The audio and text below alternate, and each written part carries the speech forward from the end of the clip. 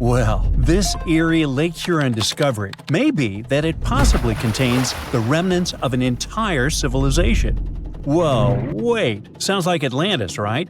Well, not exactly. But if there really had been an ancient underwater civilization here, it must have been a pretty advanced one. Around 10,000 years ago, two sharp glassy flakes broke off a stone tool and landed on the ground unnoticed. They stayed buried there for thousands of years, until 2013. Then scientists pulled up a small chunk of mud, about the size of a milk carton, from the bottom of Lake Huron, 100 feet underwater. Inside the mud, they found those same two flakes made of obsidian, a shiny black volcanic glass that forms when lava cools quickly.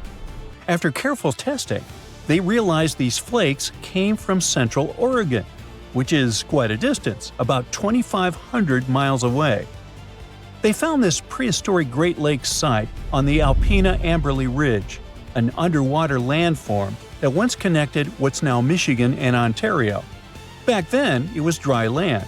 Early humans used it to build traps for animals like caribou as the Ice Age faded and the Great Lakes began to form.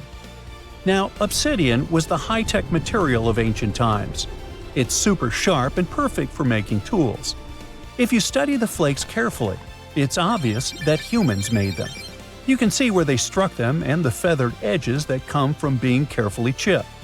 That means people were not only crafting tools here, but they also had access to obsidian that came from incredibly far away. It was likely possible through a huge trade network that spanned across the continent. For over 100 years, people have guessed that ancient societies might have existed beneath the Great Lakes, but no one had proof. That's why work on this submerged archaeological site is so important. A team of researchers has been trying to learn more about the 10,000-year-old ruins and the civilization that left them behind for over a decade now. Lake Huron's icy water acted like a time capsule that helped preserve things for thousands of years. So far, researchers have found not only unique stone tools, but also ancient trees with roots still intact and underwater peat bogs that preserved seeds and leaves. It was like an Ice Age version of Pompeii, a scene frozen in time. These discoveries are also helping scientists create new technologies and ways to do underwater archaeology. They've engaged sonars, underwater robots, and divers so far.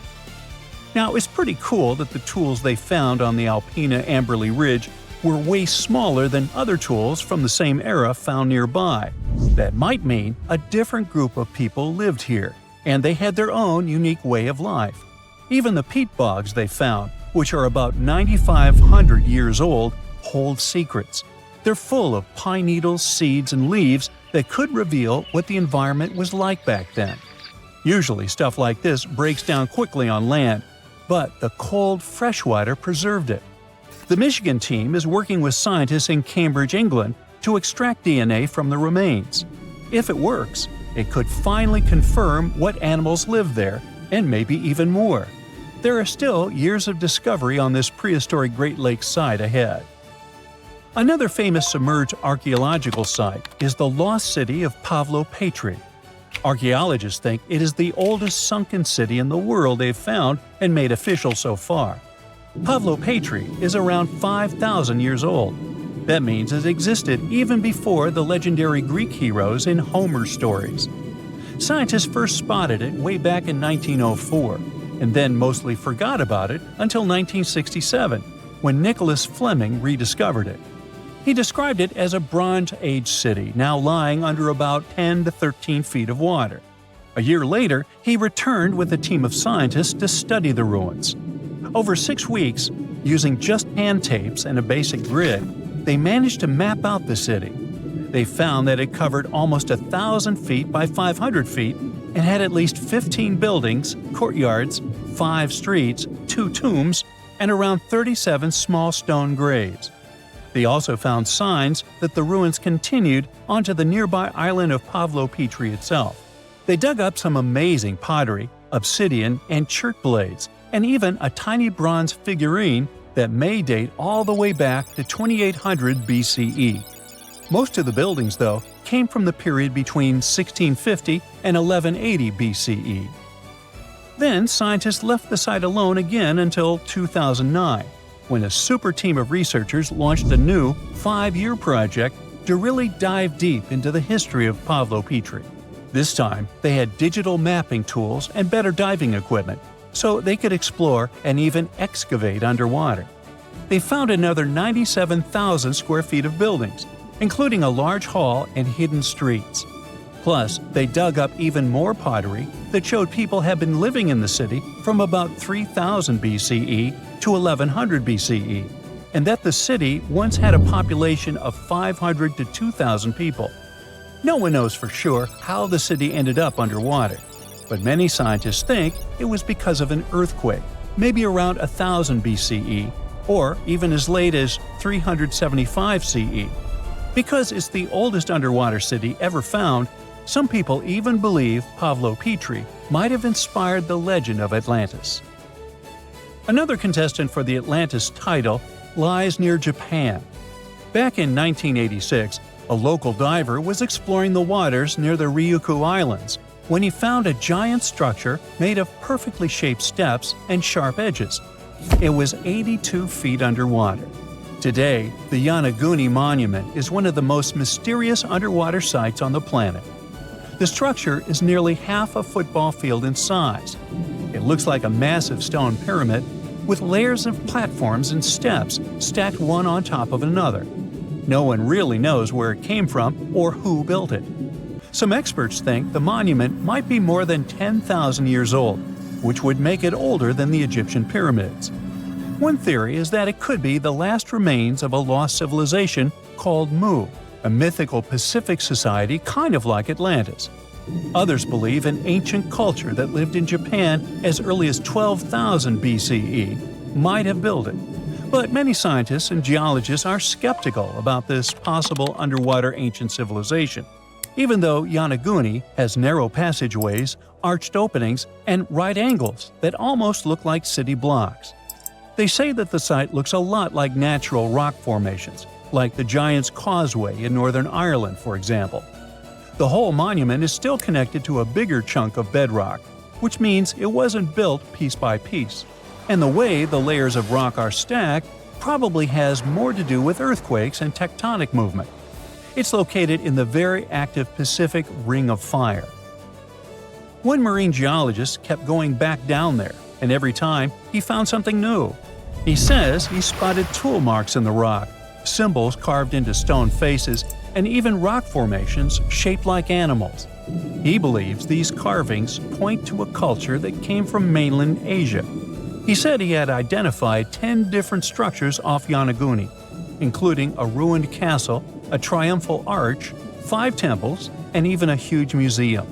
These buildings seem to be connected by roads and channels, and some parts are surrounded by what could be giant stone walls. The explorer believes the city is at least 5,000 years old, based on stalactites found in underwater caves nearby, which would have only formed after the caves flooded. His supporters say they have never seen an earthquake create shapes like this, above or below water. But skeptics blame it all on erosion and insist that whirling underwater currents and sea creatures left holes in the rock. Now, if you want to form your own opinion about it, the spot is open for visitors, and it's definitely a super fun diving experience. Once upon a time, there was a lighthouse so tall that you could spot its beam from 30 miles away. A mysterious tower that was the symbol of wealth and engineering genius, made with stones so giant and heavy that it still makes us gasp. How did they do that? It has survived earthquakes, one after another, until it finally crumbled in the 14th century.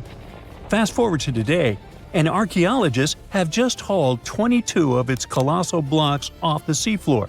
They're putting the tower back together, to be once again admired and explored, but not how you might imagine. The Lighthouse of Alexandria wasn't just a lighthouse, it was the lighthouse of ancient civilizations, one of the longest-standing world wonders. Built around 280 BCE, On a tiny island called Pharos, it reached about 330 feet up in the sky. For comparison, that's taller than the Statue of Liberty or Big Ben. Now keep in mind that this was before cranes, steel beams, or gym enthusiasts, and it becomes awe-inspiring. For sailors, spotting that gleaming tower was like finally seeing your exit sign after hours of driving on the world's most dangerous highway. The lighthouse was a sight for sore eyes because legend says the waters around Pharos were tricky, full of hidden reefs that could smash ships to pieces. Old sources claim it took about 12 years to build, with the price tag being around 800 Athenian talents of silver, which is an ancient unit of weight close to 57 pounds. That means someone had to haul chests holding 23 tons of coins, without a forklift, most likely across the sea. Wow! The lighthouse was so impressive that the word Pharos ended up being used for lighthouses in a bunch of different languages. The structure had a cool three-tier design. It was square at the bottom, octagonal in the middle, and cylindrical on top. On its top, it had a statue, most likely of Zeus or Poseidon. The lighthouse's white limestone exterior was polished with a sun-catching plaster, so it gleamed like a beacon even without fire. At night, things were different. Wood was hard to come by in Egypt, so the fire on top may have been fed with bundles of papyrus roots or even naphtha for a brighter flame. Whatever the fuel, its glow was boosted by a massive polished bronze mirror. Now, bronze mirrors were common back then. It wasn't until the Renaissance, way long after the Pharos had crumbled, that glass-coated mirrors became standard in European lighthouses. During the day, the same mirror could reflect sunlight, and the tower's bright white silhouette, along with the smoke curling up from the fire, would help sailors find their way. Alexandria was one of the biggest ports in the ancient world, filled with merchants, travelers, and messengers, and the lighthouse was its landmark. Now, fun fact, if you're a fan of the Song of Ice and Fire universe, it certainly popped into your mind when reading about the High Tower of Old Town. Some fans speculate that not just the fictional lighthouse, but also the city itself, was directly inspired by Alexandria. And George R.R. Martin's love for ancient wonders doesn't stop there. There's also the Titan of Bravos, and the beloved author confirmed the intentional parallel to the imposing Colossus of Rhodes. For over 1,600 years, the lighthouse stood high against time, storms, wars, and intrigues, just like in the Game of Thrones. But it was finally defeated by nature itself. Sadly, a few major earthquakes during the 14th century brought it down, scattering its massive stones across the seabed. For over 5 centuries, the remains of the lighthouse just sat there under the waves, basically turning into an underwater rock garden. Divers knew about them, but hauling up 60-ton blocks from the sea is a job for a superhero, or a super powerful crane. And, until recently, it was a lot safer to leave them where they were. Alexandria is still, to this day, a busy harbor, and isn't exactly the easiest place for delicate archaeology. In the 1990s, archaeologists started mapping the whole area around Pharos Island. What they found was precision-cut limestone and granite blocks, some still showing carved edges. Over time, more than 100 massive pieces were cataloged, including chunks of columns, statues, and giant building blocks that could only have come from the lighthouse. Finally, in 2025, Egyptian and French teams joined up and brought that super crane along with a team of divers. In a carefully planned operation, they brought up 22 giant slabs from the seabed. There were parts like door lintels, threshold slabs, and a mysterious pylon, speculated to be some kind of monument. Some of those blocks weigh 70 to 80 tons, which is the weight of 20 African elephants. Those giant boulders are on dry land for the first time in over 600 years. But what happens now? Are researchers really about to rebuild the lighthouse like a giant Lego set? Not quite. You can't just stack century-old blocks like that. For starters, no one's 100% sure what the Lighthouse of Alexandria really looked like. Yeah, we've got drawings and clues, Most famously, the tiny images stamped into Roman coins from Alexandria. But they're more like an artist's quick sketch, not quite the blueprints for recreating something down to the last detail. And then there's the missing pieces problem. Those recovered stones are just a fraction of the original structure. Over the centuries, much of the lighthouse's material was repurposed. In fact, the spot where the lighthouse used to stand is now home to the citadel of Qaitbay, a fortress built right on its old foundations. The fort is not just a symbol of the past, but also a tourist attraction and a recognizable Alexandrian landmark. So, no, Alexandria isn't about to get its legendary tower back. At least not in that way. Instead, these newly recovered stoneworks are headed for conservation labs to be studied. Specialists will clean, stabilize, and document every carved groove and chisel mark. Later, they're likely to head to a museum. After all, it's part of the national treasure. However, that's not the end of the story. We still have the technology on our side that promises a fully recreated and explorable lighthouse, just like it was all those centuries ago. The entire endeavor is called the Pharos Project, and its mission is to turn those hauled massive stones, lintels, thresholds, base slabs, and even a mystery pylon into a complete walk-through digital twin of the Lighthouse of Alexandria. Each piece is getting high-resolution 3D scanning, joining more than 100 fragments already recorded underwater. The goal isn't just a research. The Pharos Project aims to bring back the lighthouse's original look and feel and turn it into a museum. 330-foot-tall structures often have a lot of stairs, and virtual reality is going to be far less painful for my old feet. Museum visitors could walk around its base in augmented reality, while researchers could use the model to test new theories about its structure and function. Hopefully, we'll be able to customize our own atmosphere, dim the lights, and examine the walls just like in a video game.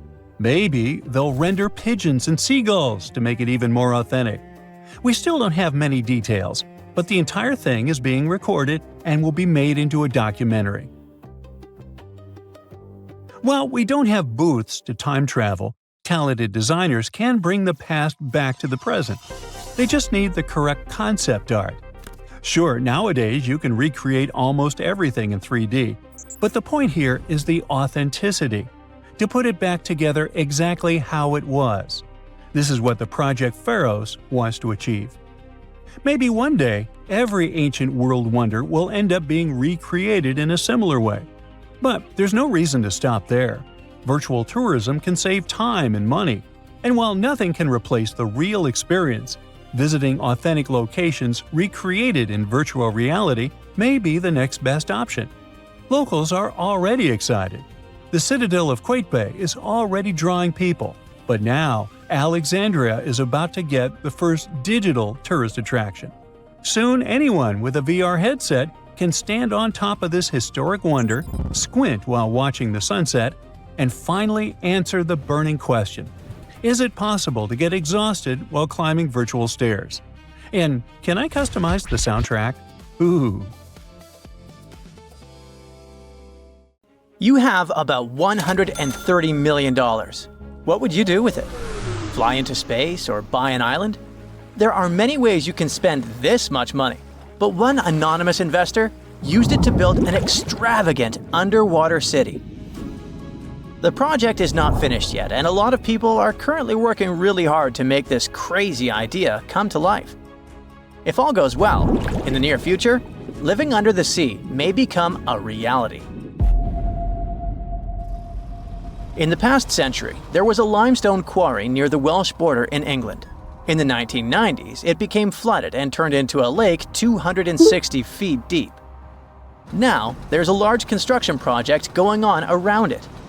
Trucks transport materials and people in overalls construct huge modules that look like giant futuristic submarines. These modules are called sentinels, and they will become the buildings of a small underwater city. Builders and engineers create durable stainless steel materials that allow these houses to withstand a depth of up to 650 feet. This is the upper limit of the twilight zone, where very little sunlight penetrates. Large squid and other creatures live in this zone. Imagine waking up in an underwater hotel room and seeing a giant squid staring at you from the dark. Or even worse, you see a huge eye watching you as you wake up. This could happen if sentinels were successfully installed in the depths of the ocean. Meanwhile, let's return to our project on a small lake. The project is called Deep. Its goal is to make life underwater as comfortable as possible. Inside living modules, builders install bedrooms, kitchens, bathrooms, and observation windows. People will access them using small submarines. However, it's not as simple as calling a taxi. To live underwater, you need to train under the guidance of experienced instructors to test yourself in underwater life simulators. The cost of living there will likely be expensive, but it's worth it. At least you will be well fed. A chef will develop a special menu, and all food will be stored in vacuum-sealed bags to preserve its flavor and nutrients. It all sounds great, but there's a question. Who is financing this project? No one knows the answer. Deep is funded by a secret investor who has already spent more than $100 million. Interestingly, this is not the first attempt to create an underwater dwelling. For example, Jacques-Yves Cousteau, a famous diver explorer, first created the Conshelf 1 underwater house in 1962. This was a steel cylinder located at a depth of 30 feet, where 2 divers lived for a week. In 1970, several women also spent 14 days underwater in the Caribbean Sea at a depth of 50 feet. The aim of that project was to study human psychology in a cramped environment, similar to that of a spaceship. Unsurprisingly, that project was partly funded by NASA. Okay, we have windows overlooking marine life, delicious food, underwater parties, and solitude away from civilization. All these things sound cool, but if we put aside the fun part for a moment, is there any real benefit to it? Oh yeah, ocean exploration. Many marine biologists believe that the best way to explore the ocean is from within. Diving doesn't help much since divers are limited by time and body needs. They can stay underwater for only about an hour and a half at a time. Underwater cities could allow us to live underwater for months. But the most important thing is long-term observation of marine life in its natural habitat. In the mid-1990s, a group of researchers wanted to study the development and nutrition of corals. They brought them to the lab for testing and found out that corals reacted differently to tests in artificial environments than in the ocean. Their behavior in a laboratory setting was different from their behavior in the wild. Underwater cities could also provide work for archaeologists who study the remains of ships that have sunk throughout history. Plus, such cities could help protect us from future disasters. In the event of a catastrophe like an earthquake, tsunami, or volcanic eruption, scientists and engineers could build water-based shelters like the Sub-Biosphere 2 project to provide refuge for people. These circular structures could sink into the ocean and give shelter for up to 50 or 100 people, allowing them to wait out the disaster from a safe distance. Underwater cities could be an excellent solution to overpopulation, but there are some downsides. We already pollute the world's oceans, and what if we literally lived inside them? It's one thing to use labs to study marine life, but it's another to build hotels for vacationers. One such hotel, called the Water Discus, is a building at a depth of no more than 32 feet. It will have 21 rooms and a restaurant with coral reef views. While the conditions seem comfortable, some experts worry that staying there for long periods could be harmful because of the lack of sunlight.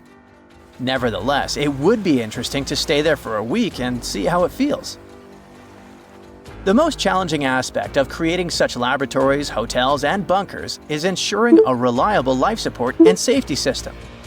It's crucial that the air, humidity, and temperature be as comfortable as possible for people to live in these structures. However, this requires a significant amount of energy. Currently, all modern underwater buildings rely on external sources of energy located on the surface. But scientists plan to make future underwater projects fully autonomous, using kinetic energy from waves and powerful solar panels to generate power. It's also important to create the right structure for these buildings. Rather than covering an underwater city with a giant bubble, it's more efficient to create several large housing modules. Each module should consist of steel, glass, and special cement. Also, the depth shouldn't exceed 1,000 feet, since a deeper location would require thicker walls because of high water pressure.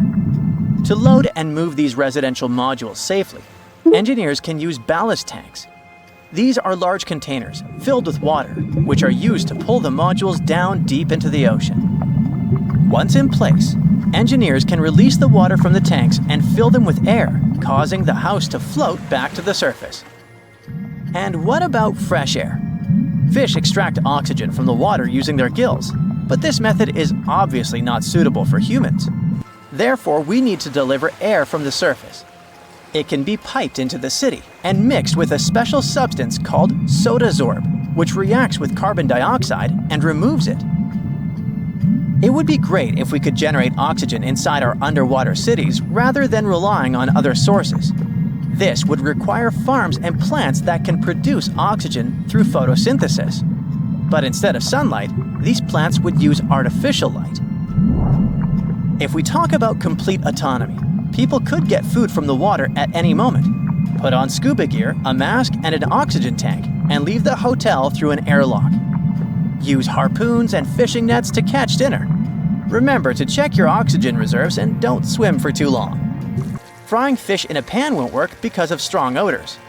In an underwater dwelling, air is static like in an airplane cabin, so odors become stronger. Maybe in the future, engineers will create a dedicated cooking area, but for now, you'll have to rely on canned and dehydrated food. If you get bored, go for an underwater walk. Instead of carrying oxygen tanks, use hollow tubes connecting your mask to an air source inside your home. But don't forget that you can't go too far because the length of the tube is limited. Air, food, safe construction. What else? Drinking water. In the future, scientists may create filters in these hotels that desalinate salt water. This water can be extracted from the condensation inside the hotel, as well as from human secretions. Don't be surprised. Astronauts, for example, have been using special technology to filter their liquids and turn them into drinking water for a long time. You're standing in the middle of a vast, empty desert in Saudi Arabia. But in the middle of that emptiness, two enormous mirrored skyscrapers rise side by side, in perfect parallel to each other. This isn't just some sci-fi concept, it's the Line, the centerpiece of Saudi Arabia's boldest urban project yet. Now, Saudi Arabia is already home to some of the most ambitious architecture in the world, from Riyadh's King Abdullah Financial District to the iconic Abraj Al Bayt Towers in Mecca. They've been working hard for years. But the Line is in a league of its own. This project was announced in 2021, and it is part of a larger vision for the country's future called NEOM, a $500 billion mega project designed to redefine how people live, work, and interact with the environment. I mean, what could go wrong, right? Well, I don't know.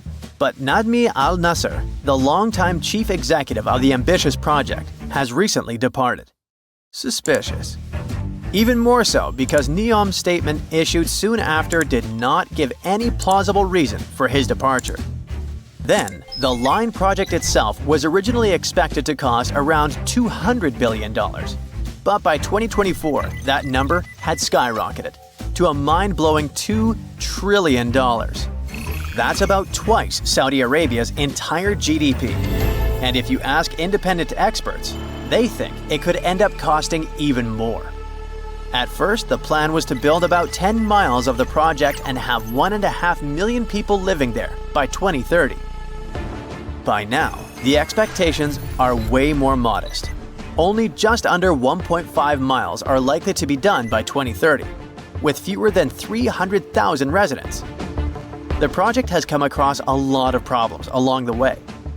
Engineering issues and management problems have caused major delays, and progress hasn't been as fast as hoped. And now, let's figure out what exactly is the Line. It's a literal city made up of two parallel skyscrapers, each towering 1,640 feet high. That's higher than almost all the tallest skyscrapers in the world.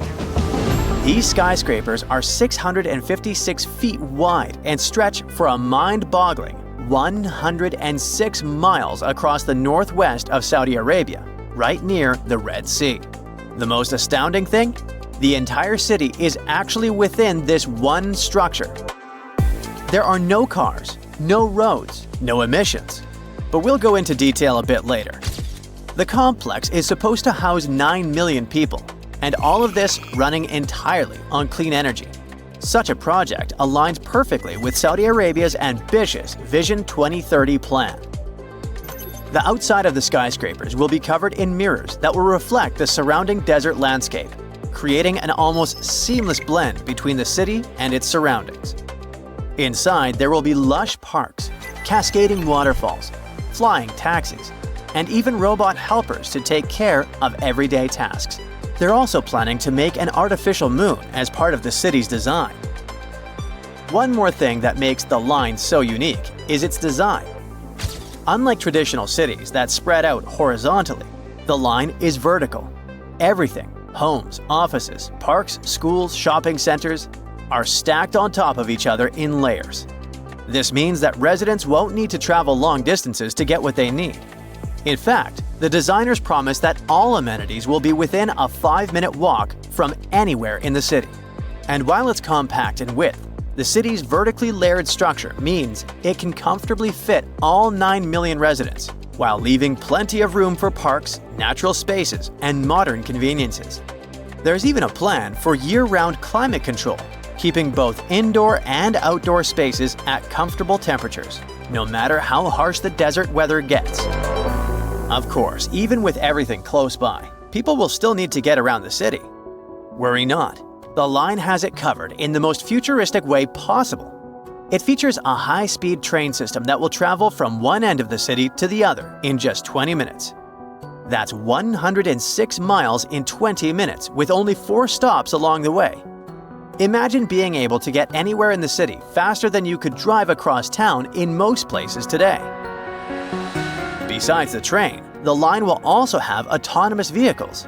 Those will be cars and shuttles driving themselves with the help of advanced technology. They will handle everything from parking to going around obstacles.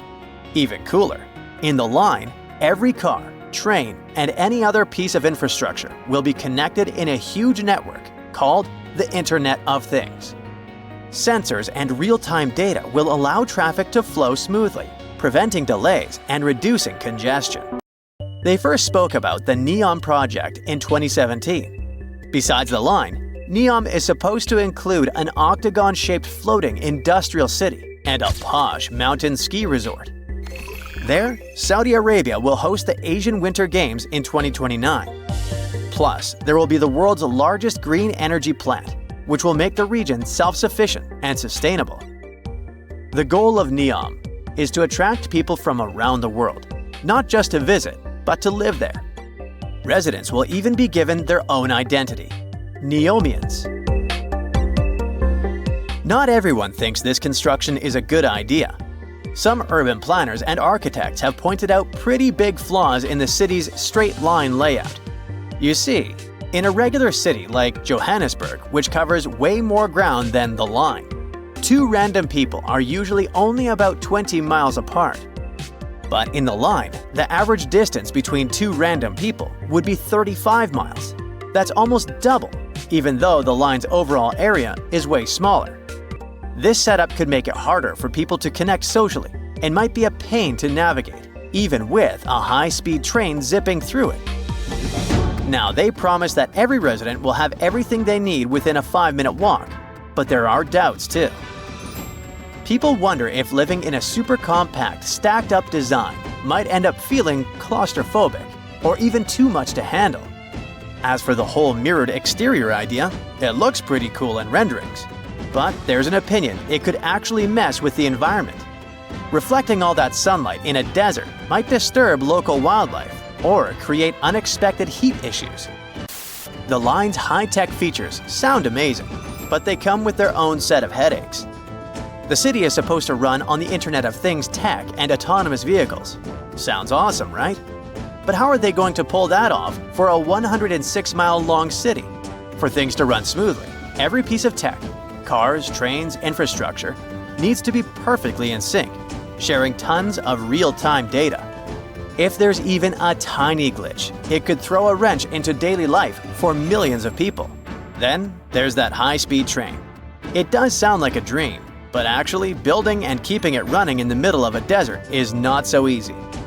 The heat, shifting sands, and wear and tear on the tracks could cause big delays and rack up costs pretty quickly. People around the world are questioning if the line is even doable. The first inhabitants were supposed to start living there by 2030, but there are reports about scaling the project back, so that deadline feels like a big stretch. There's also a sustainability issue. The line is supposed to have zero emissions and 100% clean energy. But building something so massive is bound to take tons of resources. With all these challenges, Saudi Arabia is looking into new ways to fund the line and figure out which parts of their Vision 2030 projects to prioritize. An insider has recently said that some projects might go ahead as planned, while others could be delayed or scaled down. This lines up with what Ali Shahabi, who's on NEOM's advisory board, has said. He admitted that the Vision 2030 goals were always meant to be super ambitious, like almost too ambitious. But he argued that even if they only pull off part of it in time, it'll still be a big deal. Back in 2018, the biggest active underwater eruption ever happened, at least the one that we could officially record. Scientists followed earthquakes that struck the area in the western Indian Ocean off Madagascar. Between 2018 and 2021, over 11,000 earthquakes struck a small island called Mayan between Madagascar and Mozambique. The strongest one had a magnitude of 5.9. Until then, this area had been pretty peaceful. There had only been 2 earthquakes recorded over 50 years. Along with regular earthquakes, there were also some unusual seismic hums, like earthquakes at pretty low frequencies, forming deep underground. People couldn't feel those hums at the surface, but researchers around the world discovered them and realized they were related to volcanic activity no one actually noticed coming. Something strange happened. That underwater eruption created a giant skyscraper-sized volcano. This new underwater volcano turned out to be around 1.5 times the height of One World Trade Center in New York, and almost 10 times bigger than the Statue of Liberty. The area where it appeared had been explored in 2014, but it was almost flat, peaceful, and empty back then. Now, there is an actual volcano nearly 8,500 feet below sea level. The volcano gets its magma from a super profound reservoir located nearly 34 miles underground. It's the deepest reservoir of volcanic magma that we know about. The Earth has layers, and the middle one is kinda chunky. It's very much like peanut caramel filling many chocolates have. Research shows there are probably hunks of oceanic crust deep inside the Earth's liquid mantle.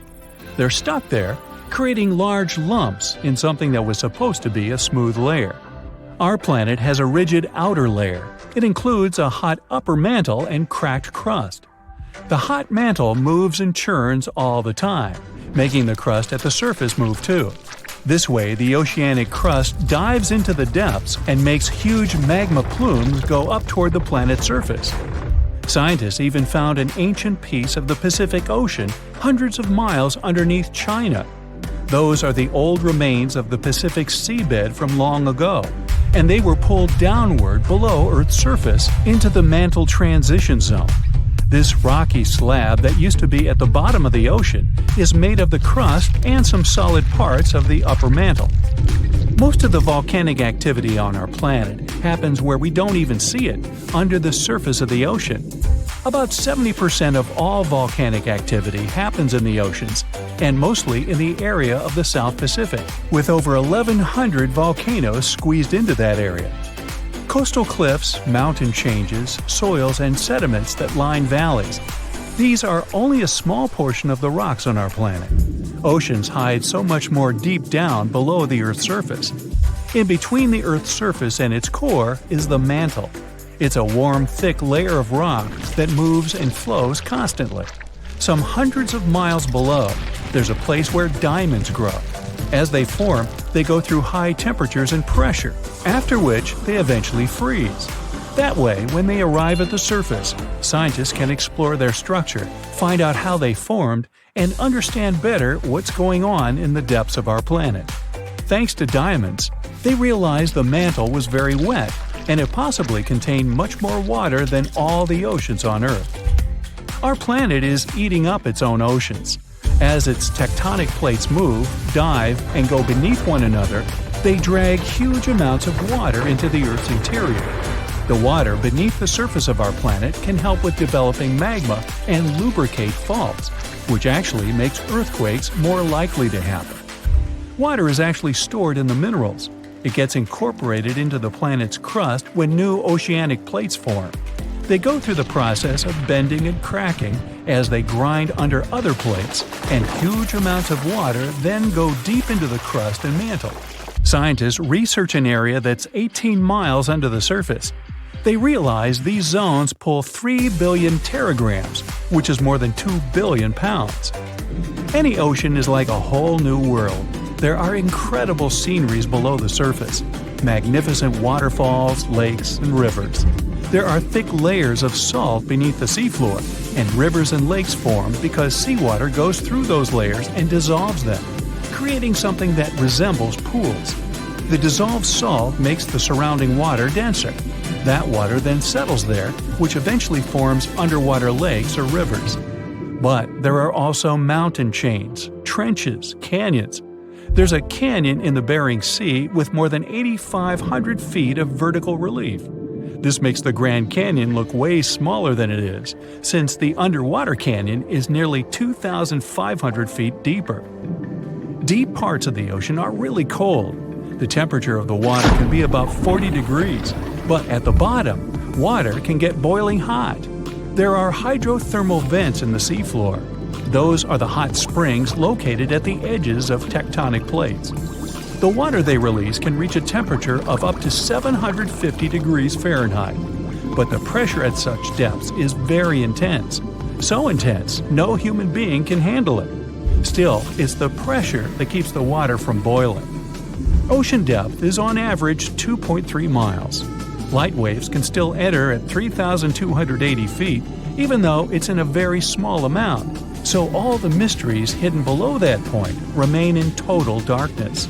The actual illuminated part of the ocean goes until 600 feet.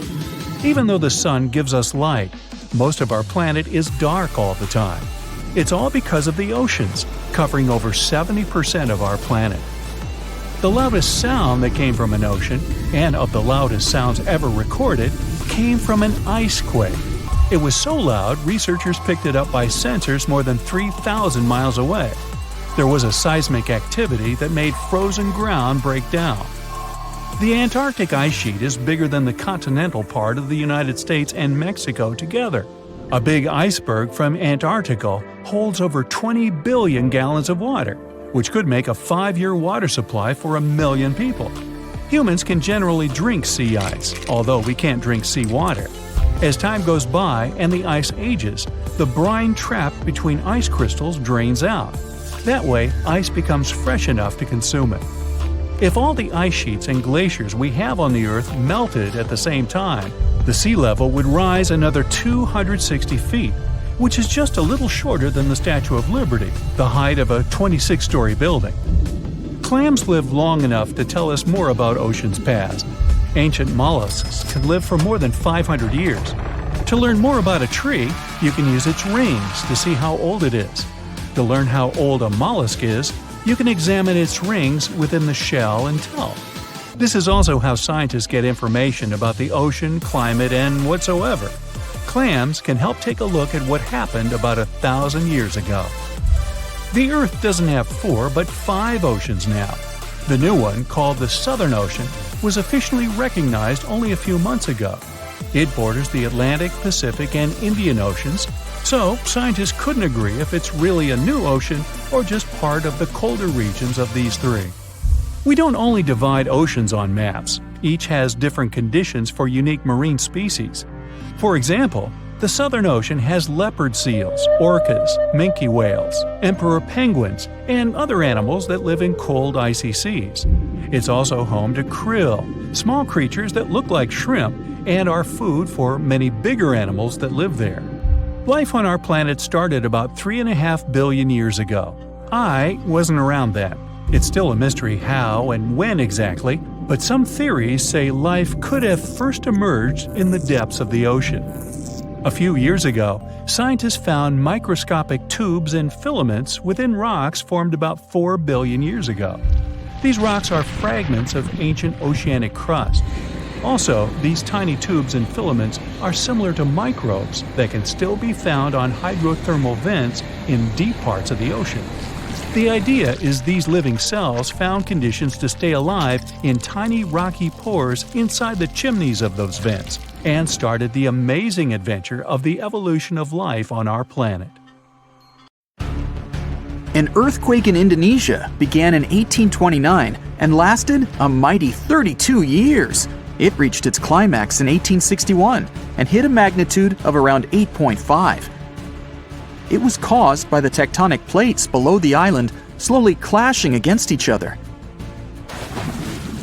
Researchers discovered that the quake had been building for some time after analyzing the coral in the area. They found it was being periodically exposed to the open air. That was caused by the gradual earthquake moving the land up and down. Scientists call these decades-long silent earthquakes slow slip events. A single lightning bolt can warm the air to around 54,000 degrees Fahrenheit. The heat makes the air expand quickly, creating a shock wave or boom, which we know to be thunder. There are close to 3 trillion trees on Earth. That translates to roughly around 422 trees for every person. Before humans, the number was nearer to 6 trillion. Almost 70% of the Earth's surface is covered by water, which on average is around 2.5 miles deep.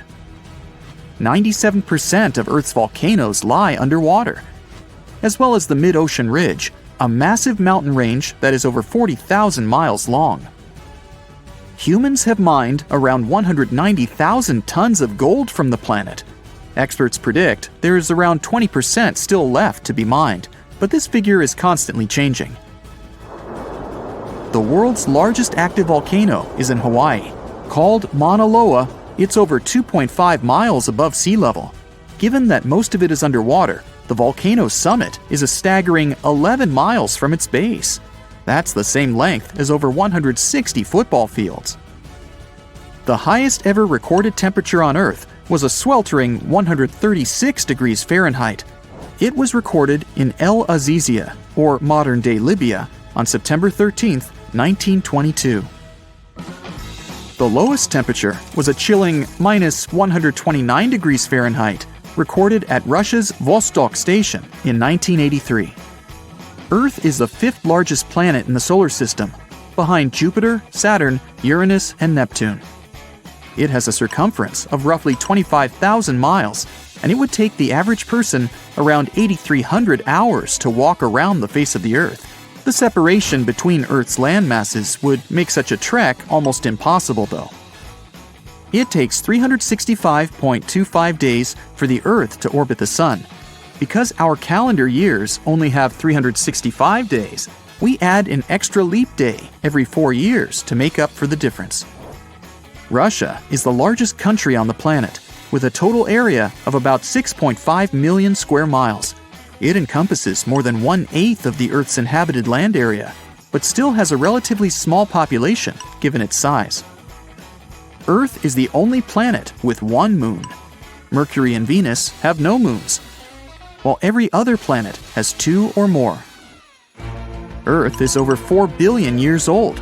Scientists calculate this by looking at the planet's oldest rocks, as well as meteorites that have crash-landed. They used meteorites as they were formed at the same time as Earth, when the solar system was forming. The ground we walk on is basically recycled.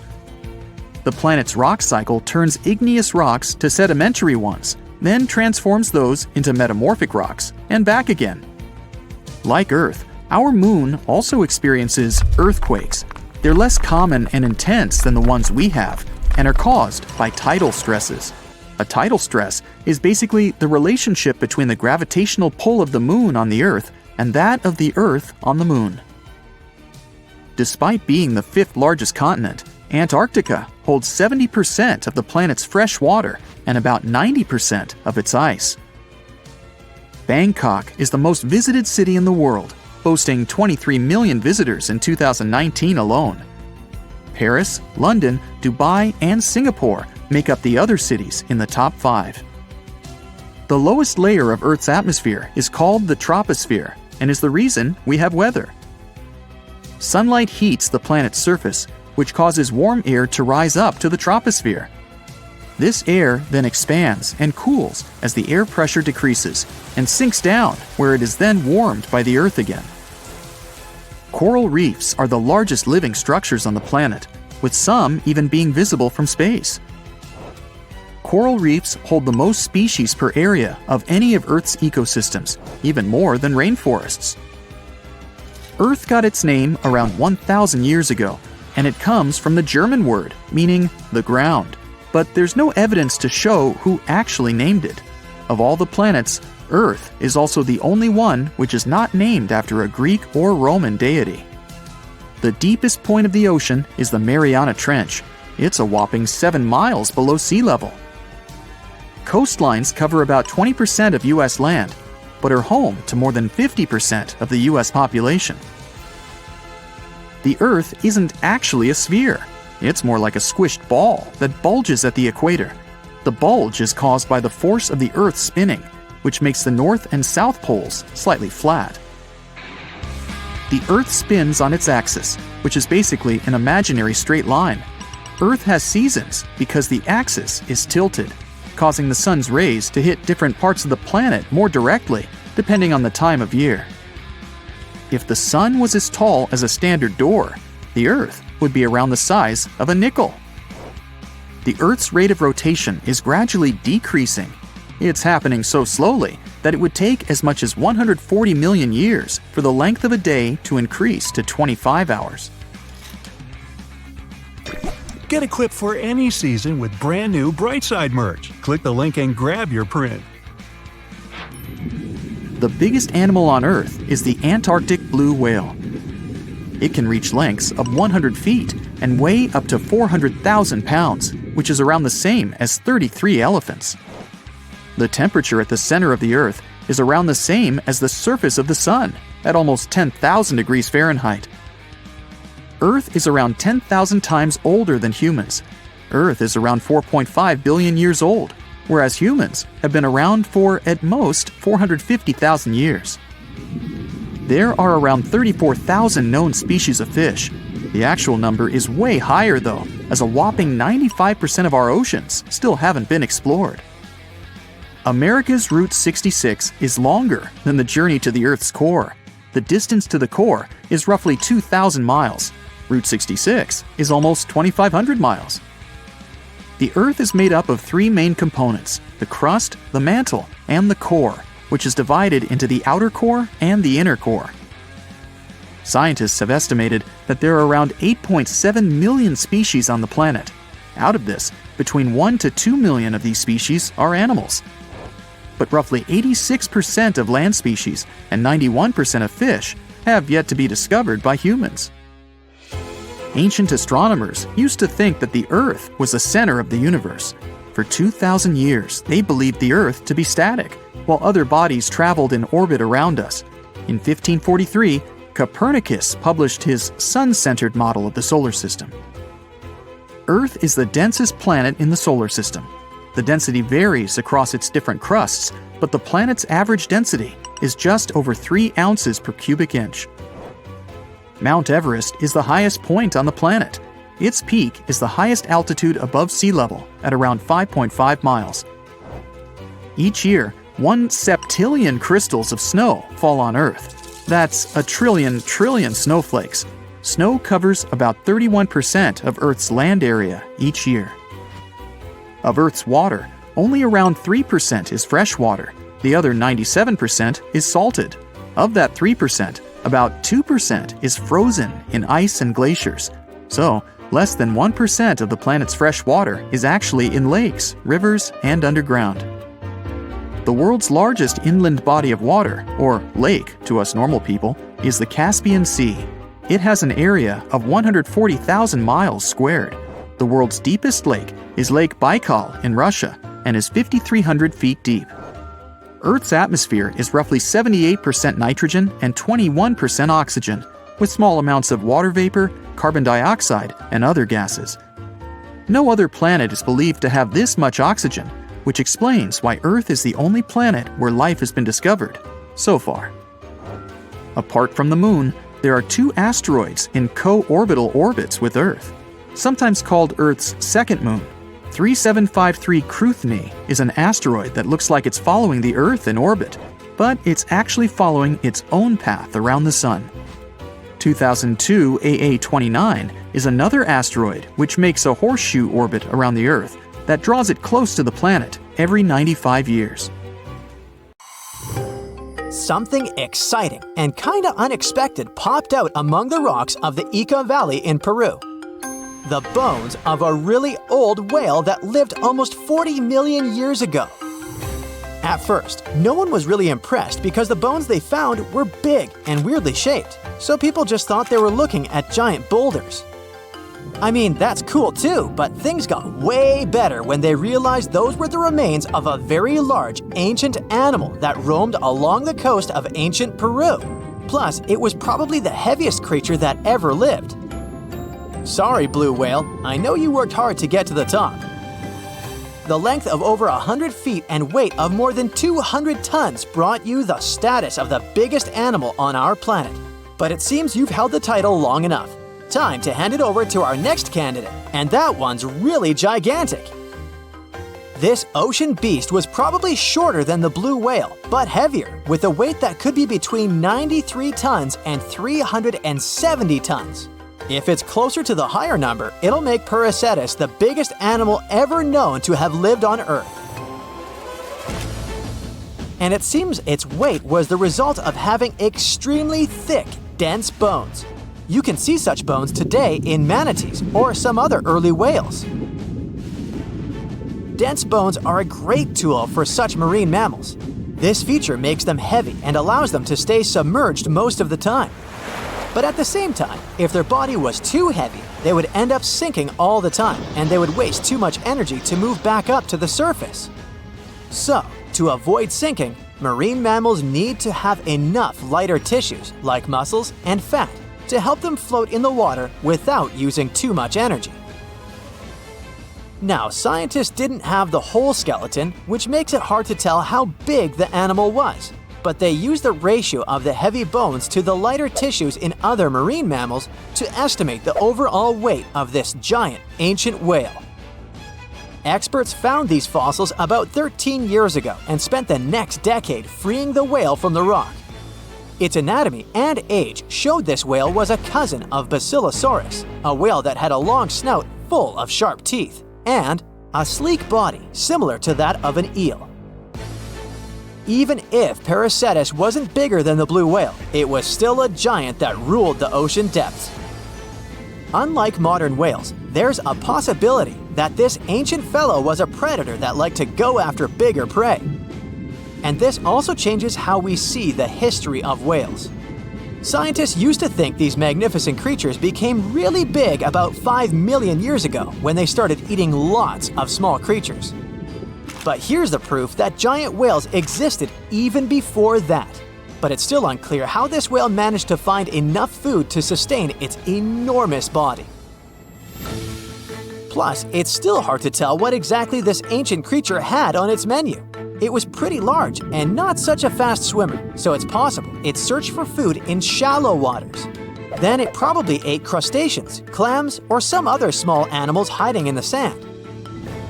One theory says it was a scavenger, which basically means it munched on remains of everything that would come its way.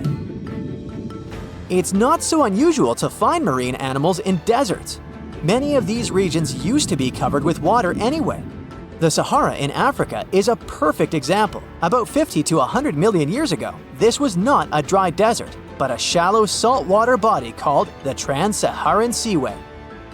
The land is not wet there anymore, of course, but people who lived in that area knew about it because they used to find old shells across the desert. The sea was about 164 feet deep. That sounds enough for a nice swim. Some would say this area looked like modern Puerto Rico, with lots of sun and shallow water. Mangrove forests were a common thing, as well as seafloors covered with mollusks, like snails and clams. The marine sediment that was left behind after the sea had dried up is full of different fossils. And the animal that lived in that ancient underwater world didn't look friendly. Plus, they were much bigger than their relatives from modern times, so a regular-sized human would end up as a snack, not even a whole meal. Normally, when animals live on small islands, they can become much bigger than their relatives from the mainland. This is something we call island gigantism, and it happens because there are more resources or fewer predators on islands. Maybe the same thing happened in the Trans-Saharan Seaway. Even though it wasn't an actual island, the water moved in and out, which created little pockets of water. And specific conditions in these pockets might have helped animals grow bigger. So we're talking about giant sea snakes, catfish, and fish that no longer exist today. One had incredibly strong jaws, and the animal used them to eat hard things and even crush shells. Their teeth showed they were fierce predators other animals had every reason to be afraid of. They went through some changes when it came to diet, similar to some types of piranhas. And the competition to get to the top of the food chain wasn't a joke. Not when there were also such large predators as sharks, crocodiles, and ancient relatives of elephants. Sahara went through different phases. If you could use a time machine and take a peek at Earth's largest hot desert as it was about 6,000 years ago, you wouldn't have to struggle with sand and heat.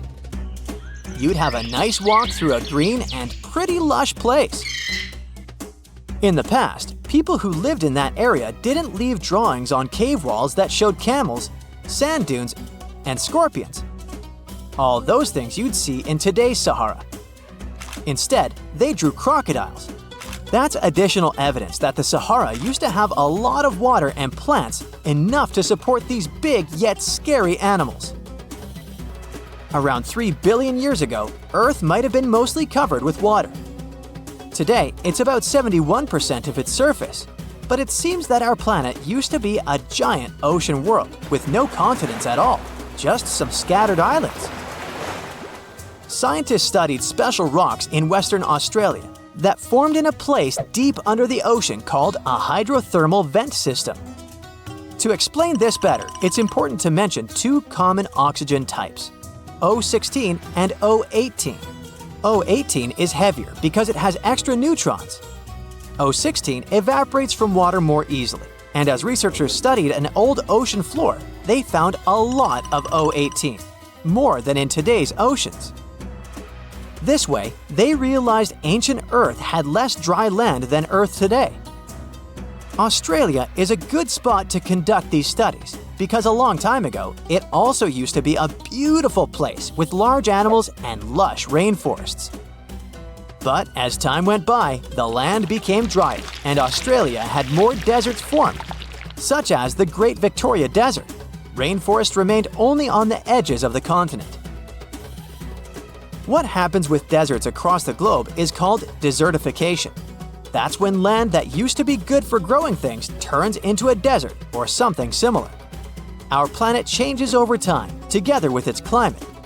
But desertification also happens because of human activities, like mining, farming, and building cities. And when land turns into a desert, it's a problem because it can't support people and animals anymore. Food doesn't grow there. There's not enough clean water, and animals lose their homes. To help with this problem, there's a plan many countries agreed to. They decided to work with farmers to take care of the land, fix damaged areas, and manage water better. All in all, to make our planet a better place for life. Lions, dogs, cats, all these mammals sleep in pretty comfortable positions. But not whales. They look like giant floating loaves of bread, which is a scene one diver accidentally came across in the Caribbean Sea. 6 whales were just standing upright with their tails pointed down at a depth of about 65 feet below the surface.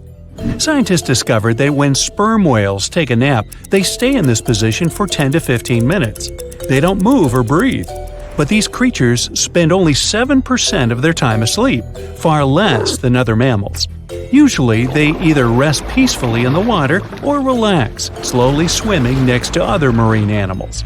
When they're moving and sleeping at the same time, they're actually taking a nap.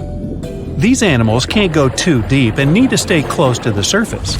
Great white sharks sleep and hunt at greater depths, which means one less thing to worry about when taking a quick nap. Plus, it gets pretty cold the deeper you go, and whales need warmer environments that can help them maintain the temperature of their large bodies.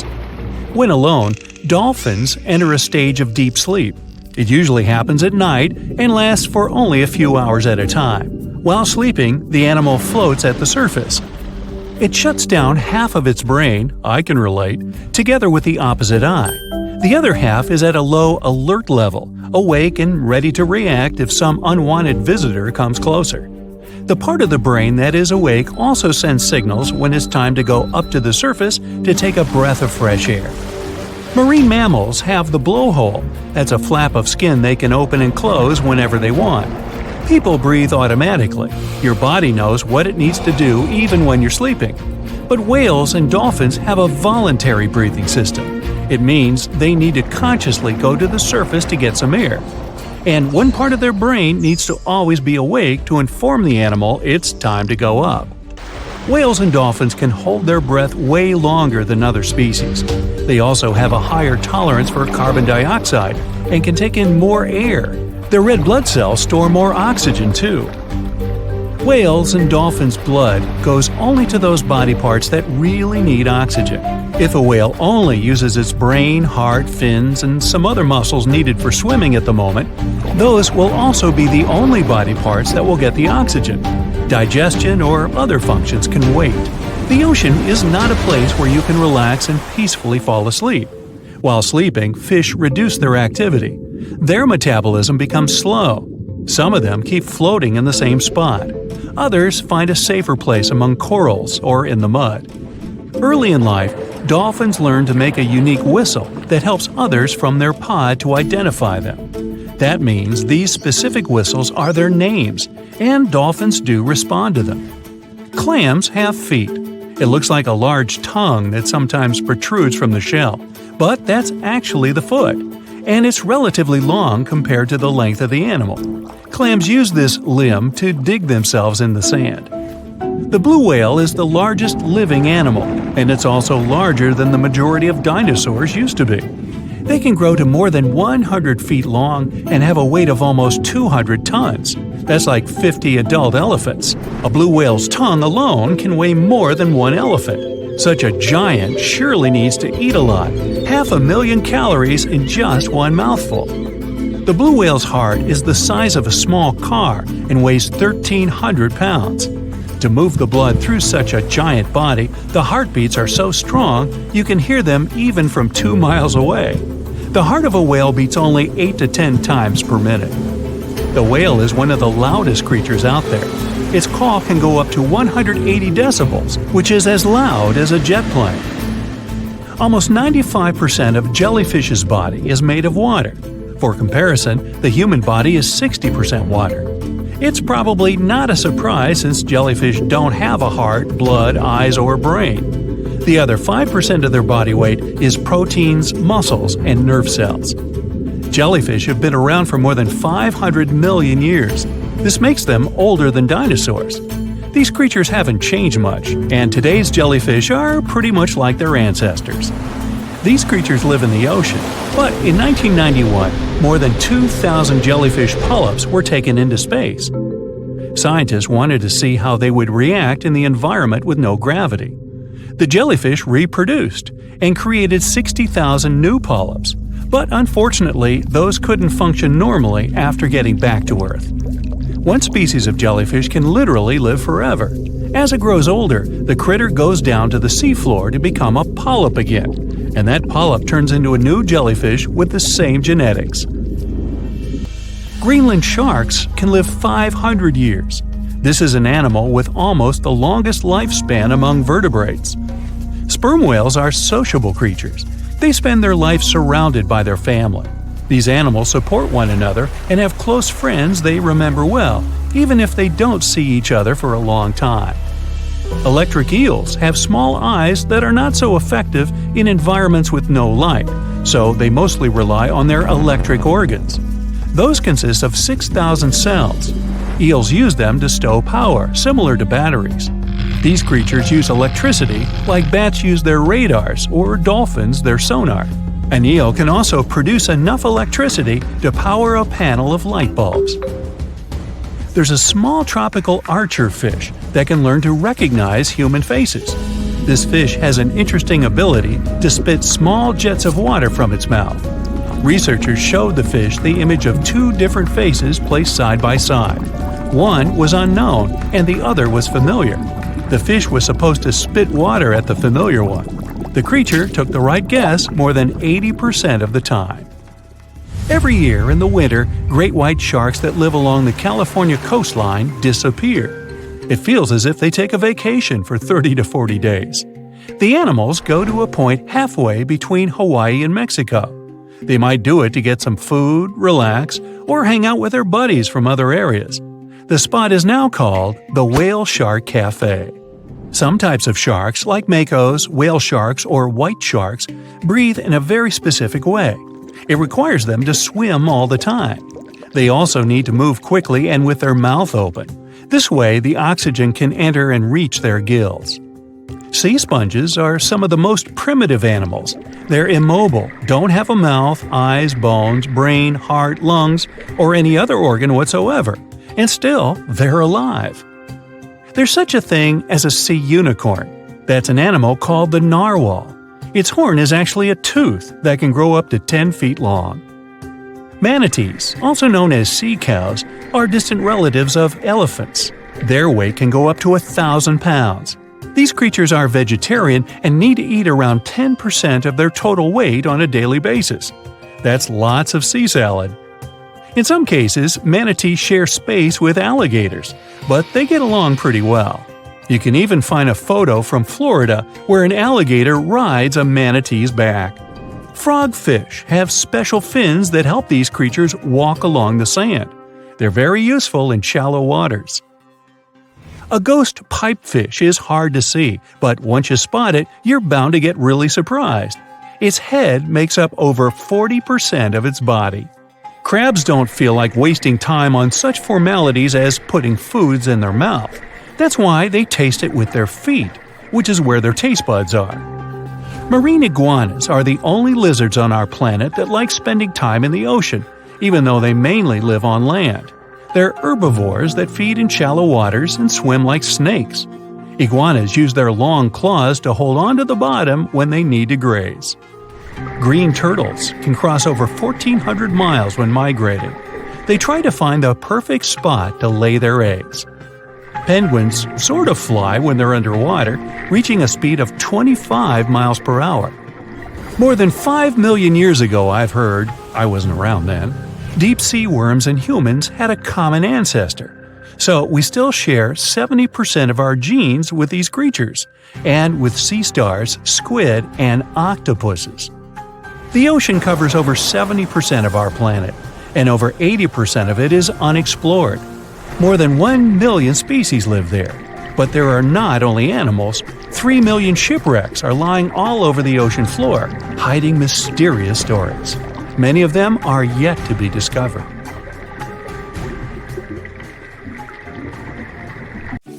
A shimmering portal closes behind your back. A smiley guide greets you. Hey, you're not the first person to travel between the worlds, but such a journey still remains something out of the ordinary. At first sight, the place is not that different from your own. The same people, the same transport, similar architecture. Then why did your friend swear it would be the trip of your life? Your travel agent told you the town you'd be visiting is at the seaside. That's why you ask your guide if you could spend some time near the ocean. He gives you a funny look, but agrees. The day's brilliant, sunny, and hot. It feels only natural to take your clothes off to get some sun. After a while, you get up to go have a swim in foamy waves. But your guide grabs your arm. His grip is unexpectedly strong, his face anxious. No, it was risky enough to come to the beach and stay so close to the water. And now you're going to take a chance with your life? Huh?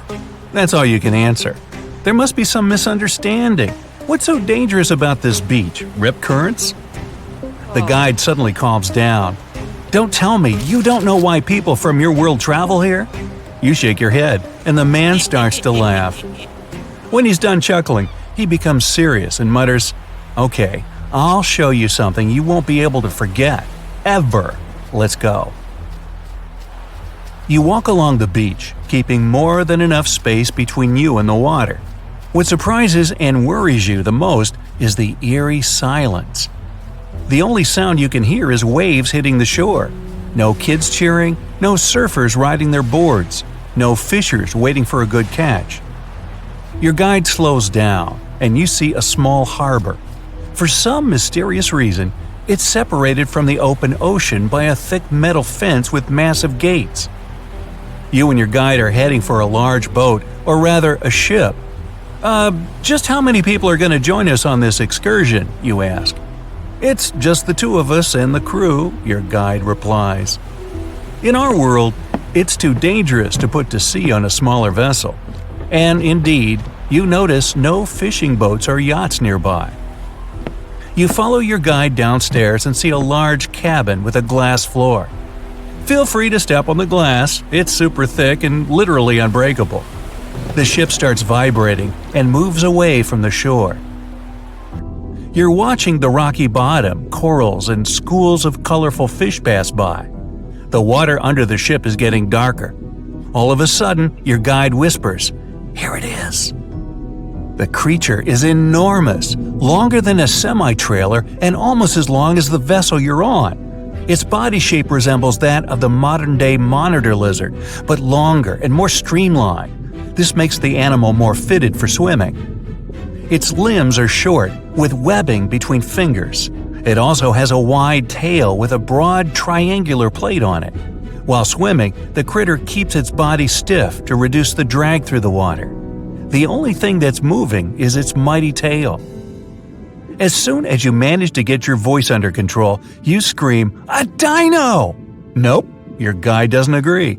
It's a Mosasaur. They aren't dinosaurs. These creatures are reptiles. You must have their close relatives in your world, snakes and monitor lizards. The Mosasaur you see is one of the largest species, which are quite rare. There are many kinds of these reptiles, and the smallest is a mere 3 feet long. The average length is 13 feet at the most. But big specimens still occur. That's why we have to build such large, sturdy ships. Just one tail swipe from this beast, and a smaller vessel would be broken in half. The Mosasaur, you still find it hard to wrap your mind around it, is swimming under your boat for some time and then swooshes up to the surface. Your guide answers the question in your eyes. Mosasaurs need air. That's why they regularly rise to get some. That's the reason they prefer shallow coastal waters. The creature returns. This time, you get a chance to see its jaws. Each is completed with 2 extra rows of triangular teeth. Behind them, you spot its tongue, and wait, is it really forked? All in all, the creature's mouth looks like one of a snake, including the teeth. They're also curved backward not to let prey slip away. Your guide chooses this moment to start telling you about the awesome creature. Yeah, Mosasaurus evolved around 100 million years ago, but 34 million years later something went wrong, and they didn't disappear like it happened in your world. That's why now our oceans are very different from yours. Fish and mammals in our oceans have developed special traits that allow them to avoid mosasaurs. Plus, thanks to this reptile, we have a much greater diversity of marine species. You notice your Mosasaur dashing up and to the left. When it returns, there's something that looks suspiciously like a bird in its jaws. Noticing your surprise, the guide explains Mosasaurs eat pretty much anything, from fish and mollusks to seabirds and turtles. Suddenly, your guide screams, scaring you out of your wits. There! Can you see it? Honestly speaking, at first you see nothing. But after straining your eyes, you spot two huge shadows circling each other. Your guide is brimming with excitement. You can't imagine how lucky we are! I've been doing this job for 15 years, but I've never seen a Mosasaur fighting with a megalodon. For a moment, your mind stops functioning. Has he just said there are megalodons in his world? And then you see it. A giant animal is coming closer. It's almost 60 feet long, bigger than the whale shark, the largest of all the shark species in your world. Your guide keeps blabbing. Both of these creatures are top predators. Mosasaurs are usually a bit smaller than megalodons, but this one's huge! As the sea monsters get closer, you manage to get a better look at the Meg. Its jaws can open for almost 10 feet and are littered with 5 rows of sharp serrated teeth. They're built in such a way so that they don't crack even after hitting bone. The Meg is an ambush hunter, continues your guide. It probably wanted to take the Mosasaur by surprise by attacking it from below, but this attempt failed. Now the predators are moving in circles, likely sizing each other up. They look rather angry and hungry. The Mosasaurs trying to get closer to the shark's tail or fins. The creature understands there's no way it could bite through the Meg's bulky sides. The shark chooses another tactic. It's aiming for the Mosasaur's long midsection. The critters start circling faster, getting closer to each other. The Mosasaur keeps changing its pace from slow, almost lazy movements to nervous bursts of speed once it sees the Meg approaching. The shark is swimming in a steady way, watching the opponent with its piercing black eyes. You can't help but think it's pretty obvious which animal's going to be the winner. The Mosasaur's jaws are suited for small prey, like fish. Its jaws wouldn't be able to open wide enough to get around the Meg. Because even though both creatures are of the same length, the Meg's body is much more massive. Its jaws are also more powerful, designed to deal with whales and other large marine animals. Plus, the Mosasaur's body isn't efficient for high-speed swimming. It gives the shark another advantage. In a flash, the Meg twists its body and rushes at the Mosasaur. Its maneuver is not to let the enemy get an upper hand by striking from below. The two powerful creatures clash each other. You see the Mosasaur try to maneuver out of the Meg's way, but to no avail. You're clenching your fists, silently sending your support to the Mosasaur, and then a sudden jerk, and you find yourself on the floor. Go, go, go! Your guide shouting at the skipper. It turns out the animals got so engrossed in their confrontation that they didn't notice the vessel and crashed into its side. Now it's crucial to get as far away from them as possible.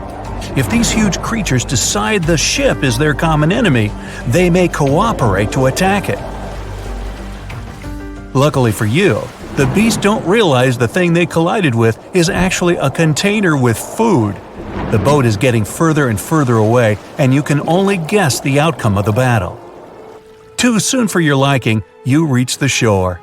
The guide, who still looks thoroughly stunned, drives you back to the portal.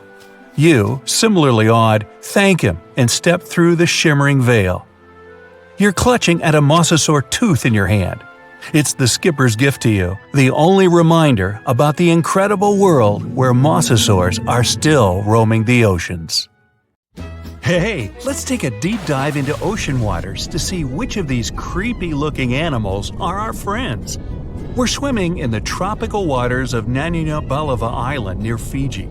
Can you see those giant creatures the size of a Volkswagen Beetle? Those are manta rays. They've got a long whip-like tail and large flat diamond bodies. There are two species of manta rays, the reef manta ray and the giant manta ray. They belong to the same family as sharks, but they only have small teeth in their lower jaw. They feed on zooplankton, tiny fish, and crustaceans. Manta rays are social animals, and they like people. Once you let them come close to you, they'll swim around you to observe you. Don't chase them though, because they're super fast swimmers. Their name translates to cloak or blanket, and out of all sea creatures, they've got the largest brain compared to body weight ratio. These fellas can recognize themselves in a mirror. The Asian sheep's head wrasse follows. Even if it seems unsightly, it's one of the friendliest fish you'll come across in the shallow waters of Japan, China, and Korea. It has protrusions on both his jaw and head. It likes to hide in its anemone, and it's usually scared to go out even at 40 inches long. One of these fellows developed a friendship with a Japanese scuba diver 30 years ago. When the diver found the fish, it was injured, and he helped it recover. The diver had been the caretaker of an underwater Shinto shrine. He calls the fish by hitting the underwater bell. Time to go swimming with the largest fish in the world, the whale shark. Though these creatures are sharks, they have a lot in common with whales.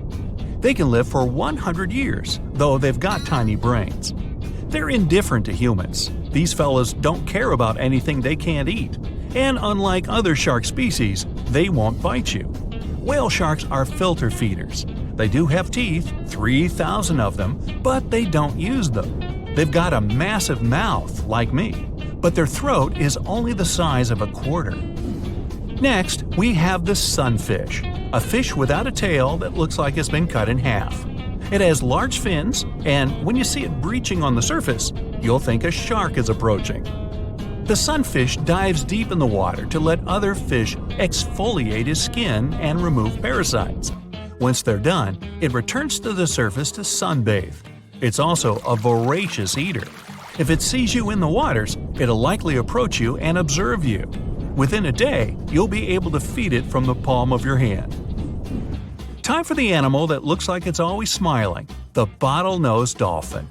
It's one of the most social sea creatures, and it travels in groups. It enjoys playing, hunting, raising calves, and helping out its community. Bottlenose dolphins are excellent swimmers, with speeds reaching 19 miles per hour. They usually come up to the surface to breathe air through the blowhole on their head. These creatures are great communicators, and they send messages to each other. They use echolocation to navigate and find food. When they spot people, they become very friendly, so much that they let their guard down, and it makes them vulnerable to other sea creatures such as sharks. Heading to the Pacific coast, we'll come across some gray whales. Their skin is covered with parasites and other organisms that make their snouts look like rough pieces of rock. We gotta get on their nice side first. Gray whales can attack a large boat, a ship, or a vessel if they sense their calves are in danger. But generally, they're friendly and appear unbothered by rowing kayakers. In some cases, they'll approach small boats and allow humans to touch them, though you're required by law to keep your distance. If it wants to get closer, it will. If it feels threatened, it will act aggressively. Now, let me show you a fish with a tool on its head, the hammerhead shark. Their skull helps them with hunting. Their eyes are placed on the hammer's outer edges and gives them a 360-degree vertical view. But they've got a blind spot in front of their nose. Their heads are like metal detectors. Most of what they want is below the sand surface. So they lightly dip their heads in the sand and sweep up whatever is under there. You'll see them in temperate and tropical waters, both near the shorelines and offshore. They usually move in groups. They're mostly harmless to humans and divers, but there have been a few occasions where they got aggressive. But before they do, they'll give you a bunch of warning signs, and divers know how to handle them. Now, I'll show you something kind of smaller, the sea lion. These creatures are a bit tricky. They're playful, aggressive, arrogant, smart, and above all, curious. Sea lions can't breathe underwater, but they can dive almost 1,000 feet deep, and they can hold their breath for a long time. They take in air through their nose, and once they dip their heads in the waters, their nostrils slam shut. If they spot humans at the beach, they'll stay away and wait for them to leave. Wild sea lions aren't the friendliest to anyone, especially if they feel threatened. The approachable ones have been trained in captivity. Beluga whales are next. They're white with bulgy heads, and they're amongst the most social and loudest you'll ever meet. Their upwards-facing mouths make them look like they're smiling. When beluga whales are born, they're a dark gray shade. It takes 8 years for their skin to turn white. They can change the shape of their heads by blowing air around their sinuses. Beluga whales love humans. Once they make human friends, they don't want to leave. Even though they're wild animals, they become too entrusting with people. Marine biologists suggest staying away for their safety. Have you heard of sea cows? Those are actually called manatees. You'll see some in rivers and others in the ocean. Even though they're large, they usually stay in shallow coastal areas, munching on seagrass, leaves, and algae. Manatees bring their heads to the surface every 4 minutes or so to breathe, but they can hold their breath longer than that. They're slow travelers, and even if they aren't as smart as dolphins, they can understand colors. These fellas are gentle giants, and they like to approach humans searching for warmth.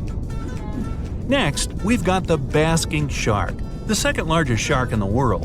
Their mouth is their most impressive feature, like me, since it can open more than 3 feet wide.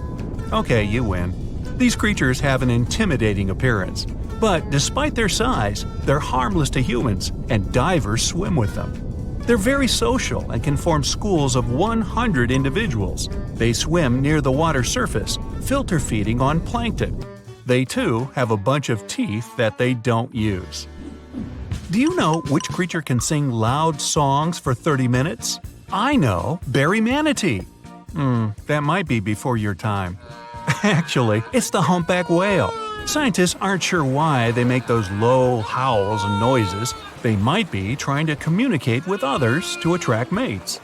You'll see them near coastlines, feeding on tiny food, and they use their flukes to propel through the water. Humpback whales are less friendly than gray whales because they're very cautious. But they're the heroes of the ocean. They try to save other animals from orcas, and experts say they're capable of decision-making and problem-solving.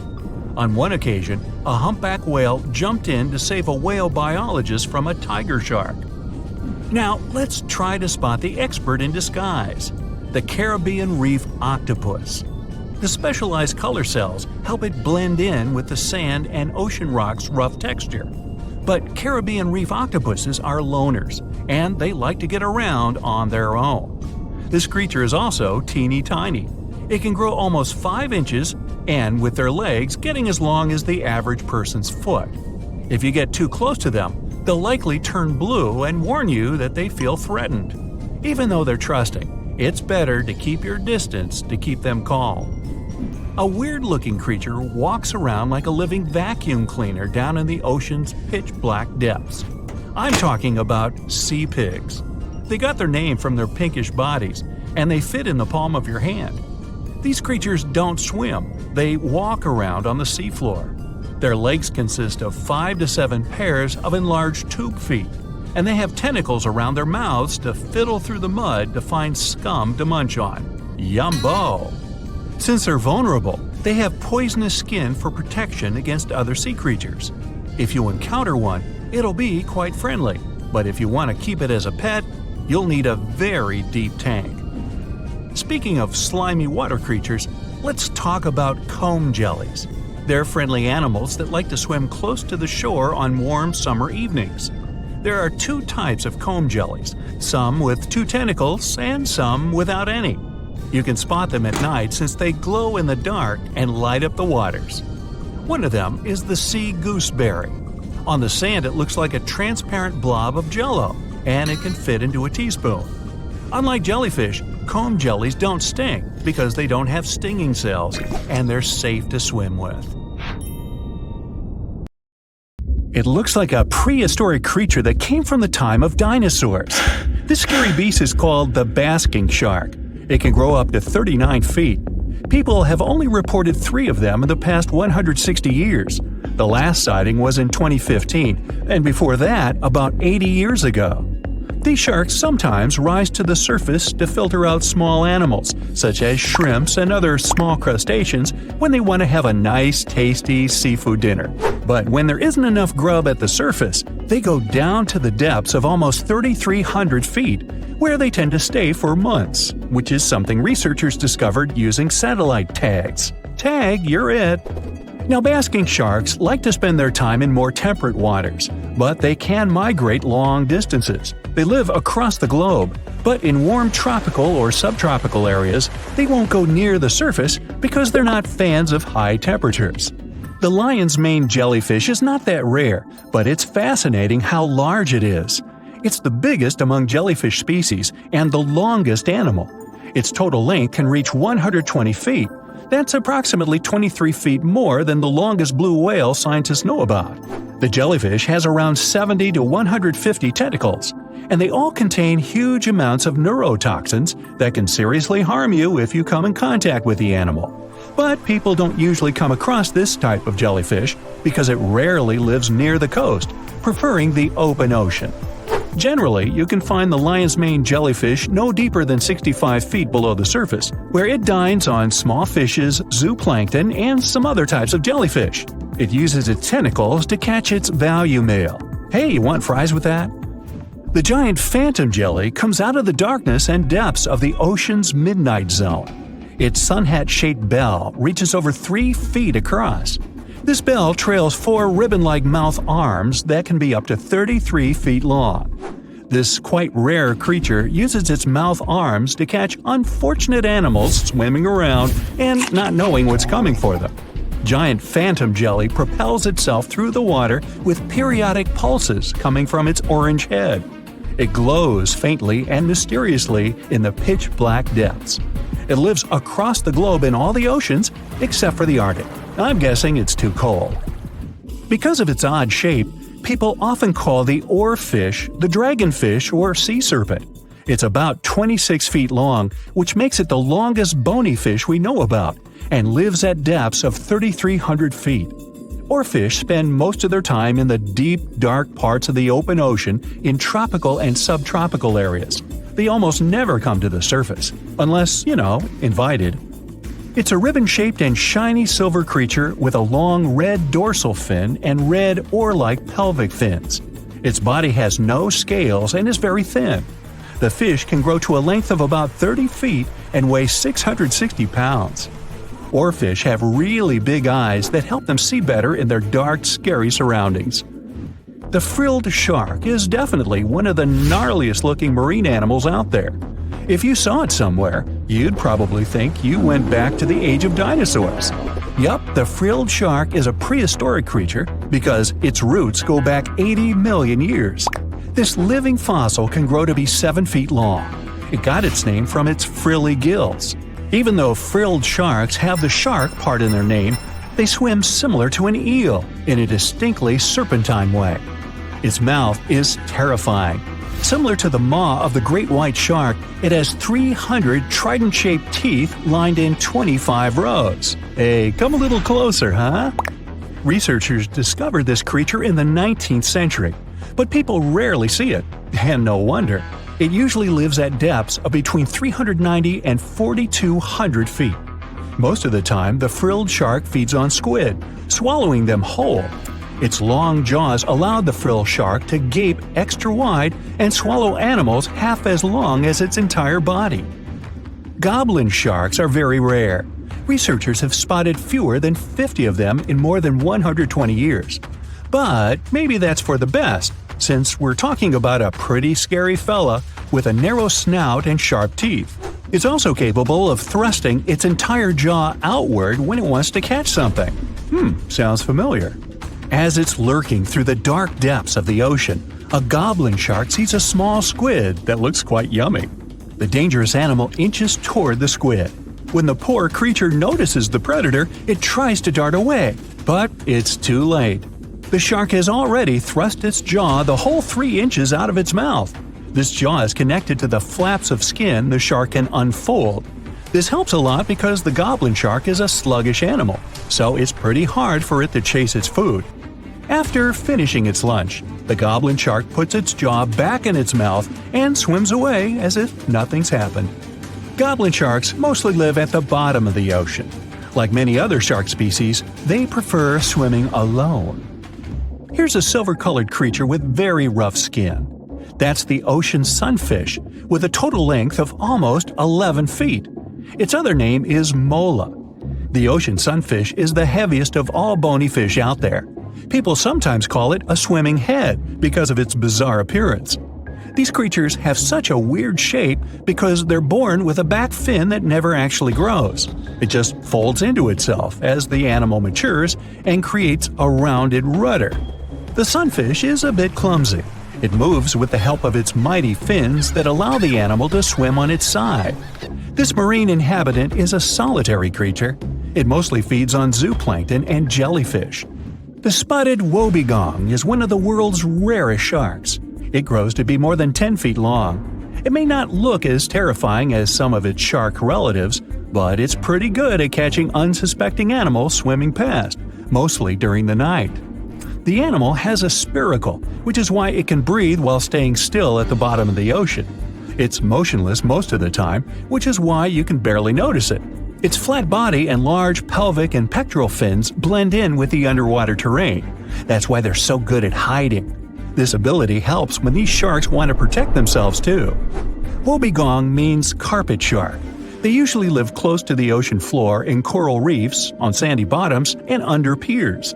People have even spotted the shark in the water that is barely deep enough to cover its flattened body. Now, blobfish lack teeth and bones, so they can't actively hunt. Since they don't have much muscle mass, they can barely move around. Hey, I had a roommate like that once. They get their energy from animals they scoop up from the seafloor. They also know how to conserve this energy. That's how it usually goes with deep-sea creatures.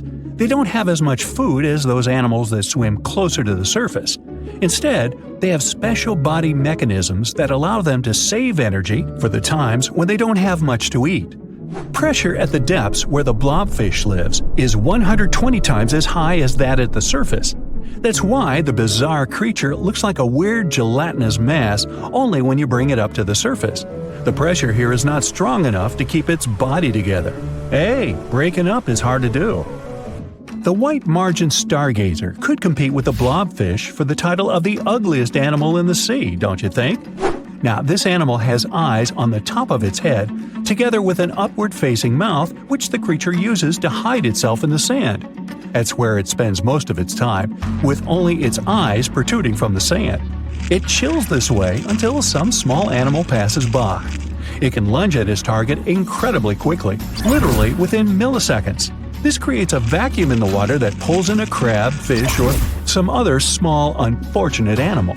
Another tactic involves venom.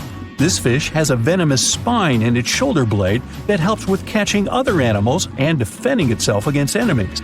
Even though it's not related to the electric eel, the white margin stargazer can generate an electric shock as powerful as 50 volts. Ow! The Heikegani crab lives off the coast of Japan and has a distinct pattern on its shell that looks like a human face. More specifically, the face of an angry samurai, hence the nickname the samurai crab. The scarlet-striped cleaning shrimp is a natural hitchhiker. It stands on the sea floor and waves its long antennae for fish and sea animals to go down and pick it up. Then it pays for the ride by cleaning the host from bacteria and plankton. Sea salps are often confused with jellyfish, although they're closer to Portuguese man-o'-war. They're very quick to mature, growing from newborns to adults in less than 48 hours. The Galapagos Islands are legendary. They've got giant tortoises, blue-footed boobies, Sally Lightfoot crabs, and red-lipped batfish. But if you've ever swum around there, you might have seen something really unexpected in the water. Iguanas, everywhere. These large marine reptiles eat the algae that grow on underwater rocks. They're strict vegetarians. I bet the fish are happy about that.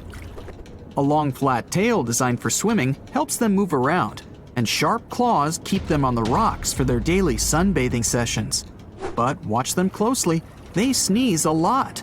They haven't got a cold or anything. They're sneezing out salt. A special gland keeps the salt out of their nose, and they've got to get rid of it somehow. Sounds painful. What's cool is that they don't mind us in the water with them.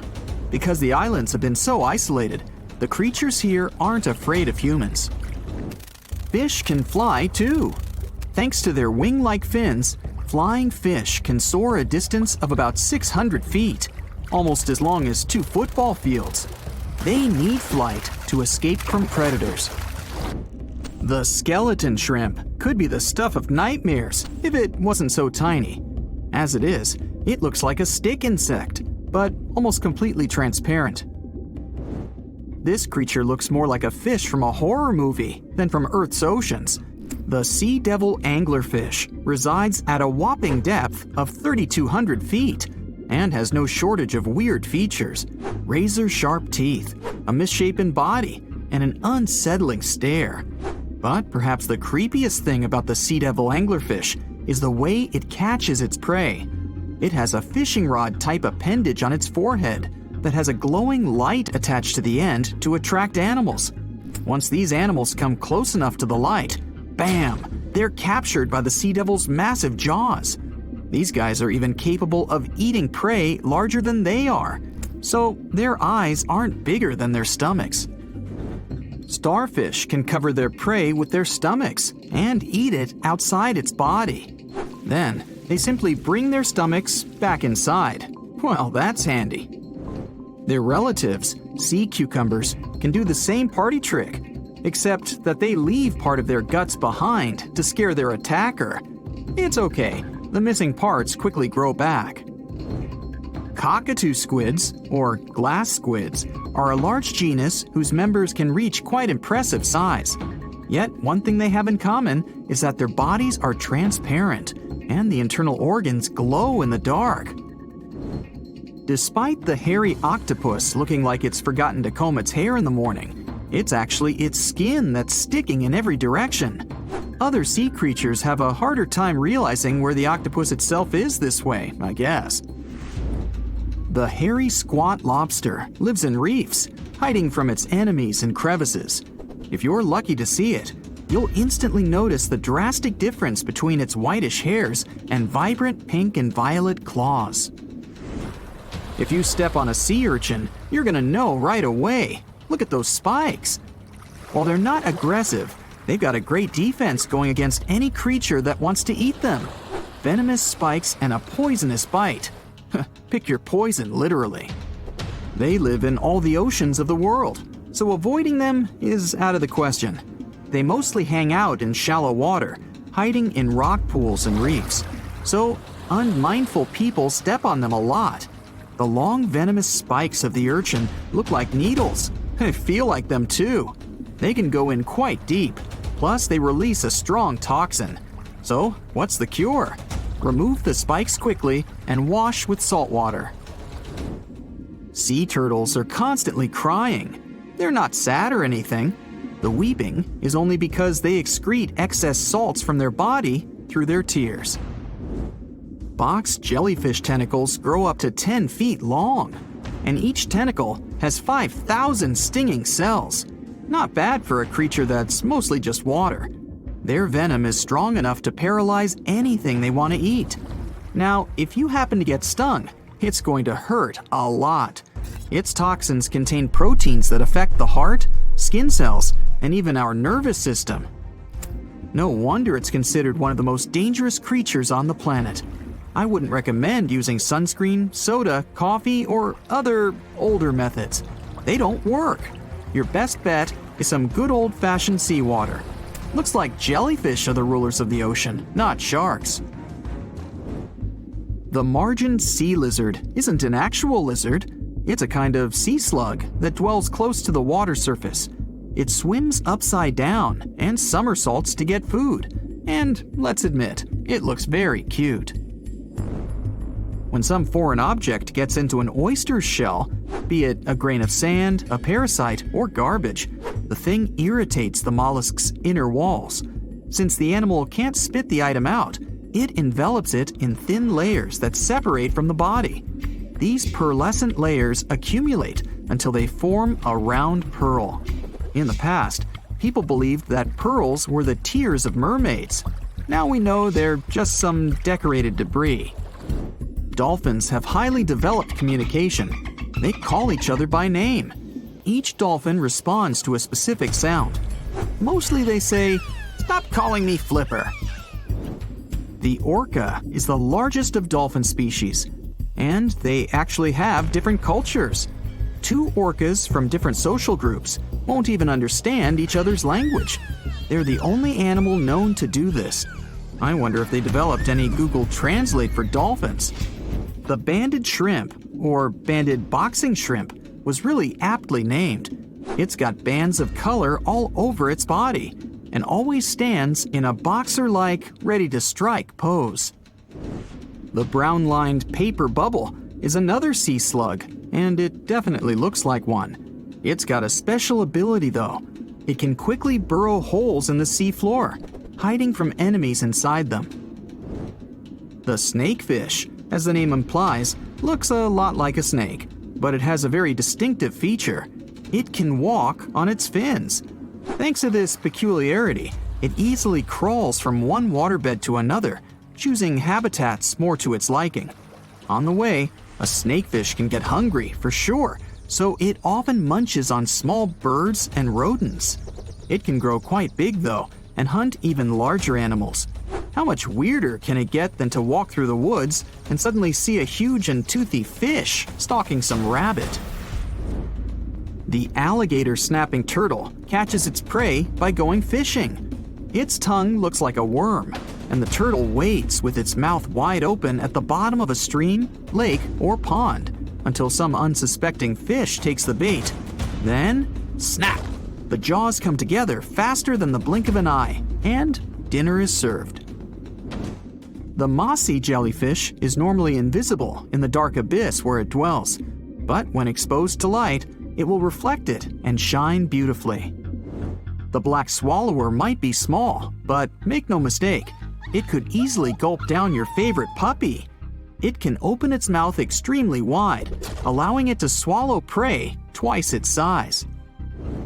The African tigerfish will eat whatever it finds, and given its own size and that of its monstrous teeth, you can imagine it finds a lot of food. It mostly feeds on other fish, but when nutrition is scarce, it can jump out of the water and catch both insects and small birds right in the middle of the flight. It's not so big as to eat a human, of course, but the name should warn you that it can easily take a bite out of your arm or leg.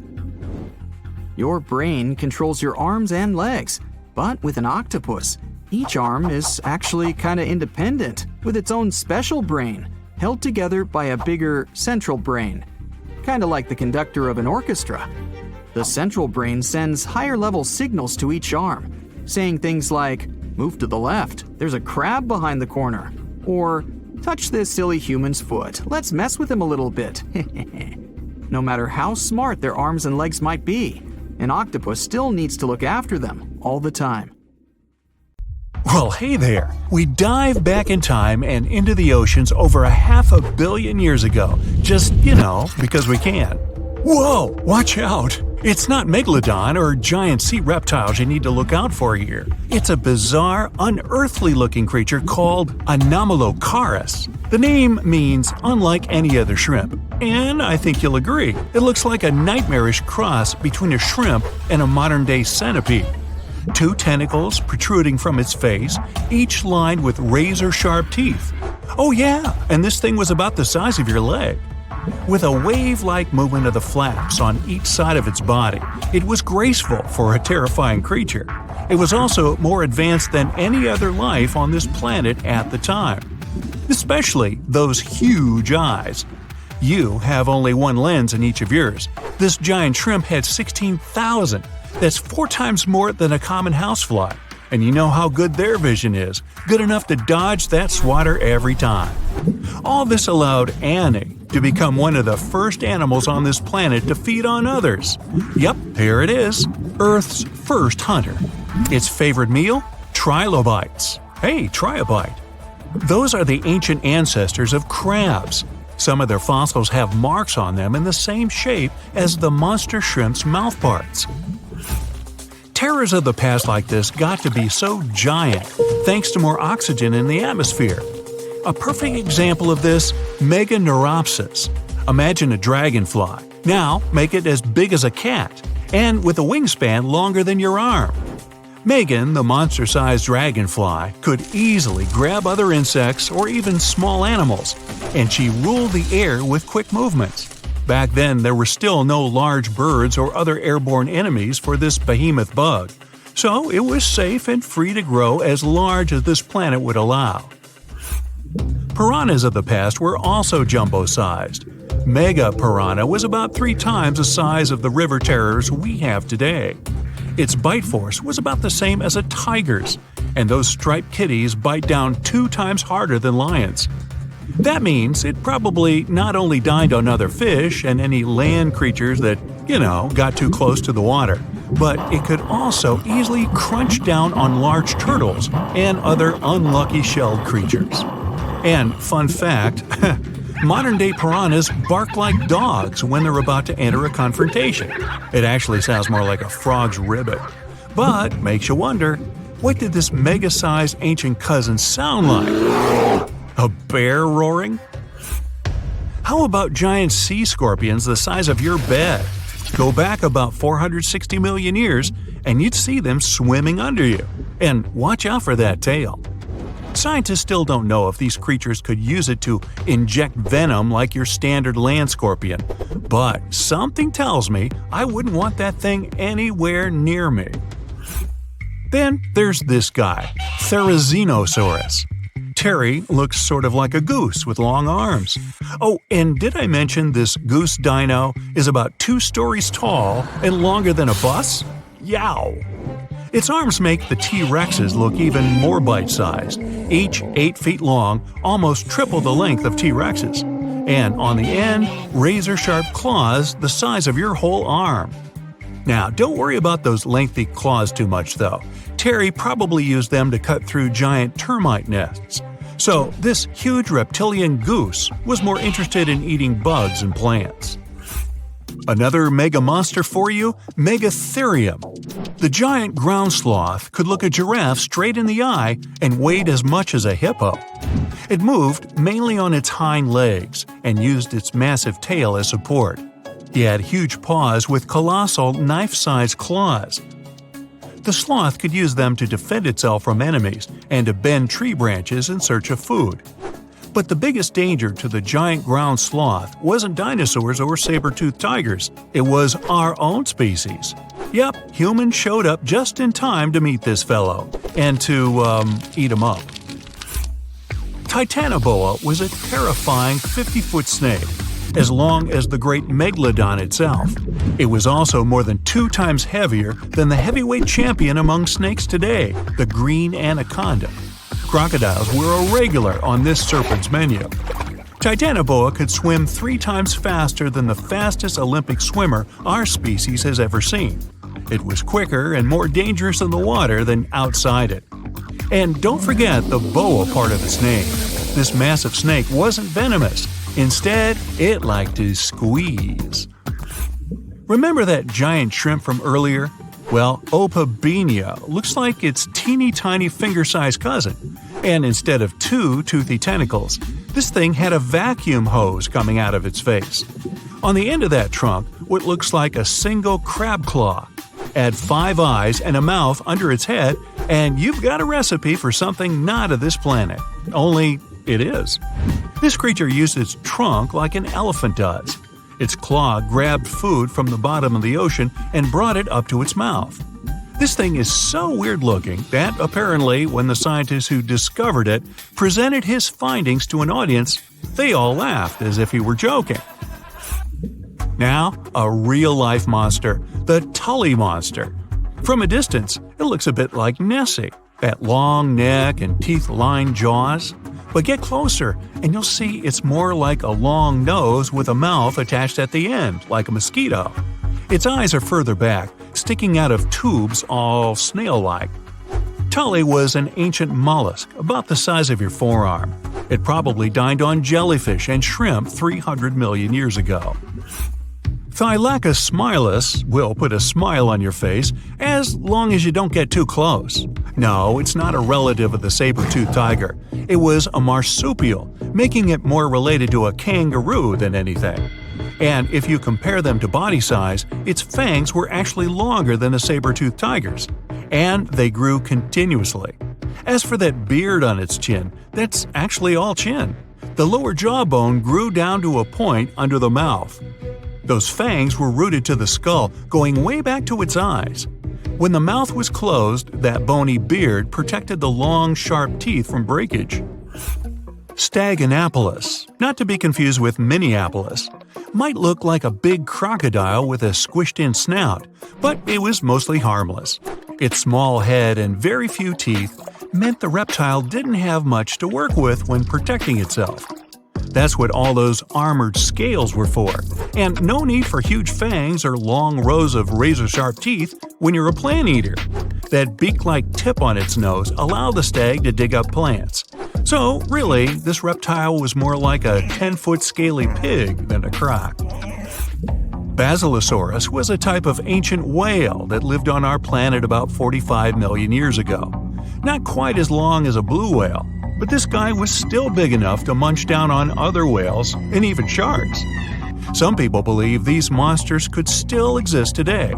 Eyewitnesses claim to have seen a giant sea dragon, and Basilosaurus fits the description. Plus, 90% of our oceans are unexplored. There's plenty of space to hide a sea monster.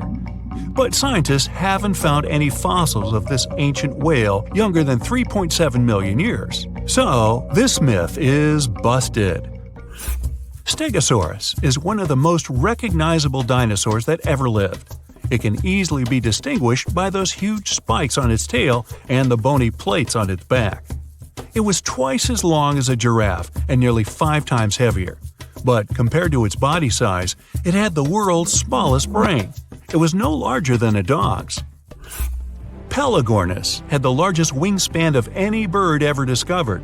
It was twice the size of the largest bird today, the wandering albatross. Such huge wings made it hard for the bird to take off. It could only do so by jumping off cliffs. And when it finally spread its wings, this giant could only go about 40 miles per hour. The fastest bird today can reach speeds 5 times that.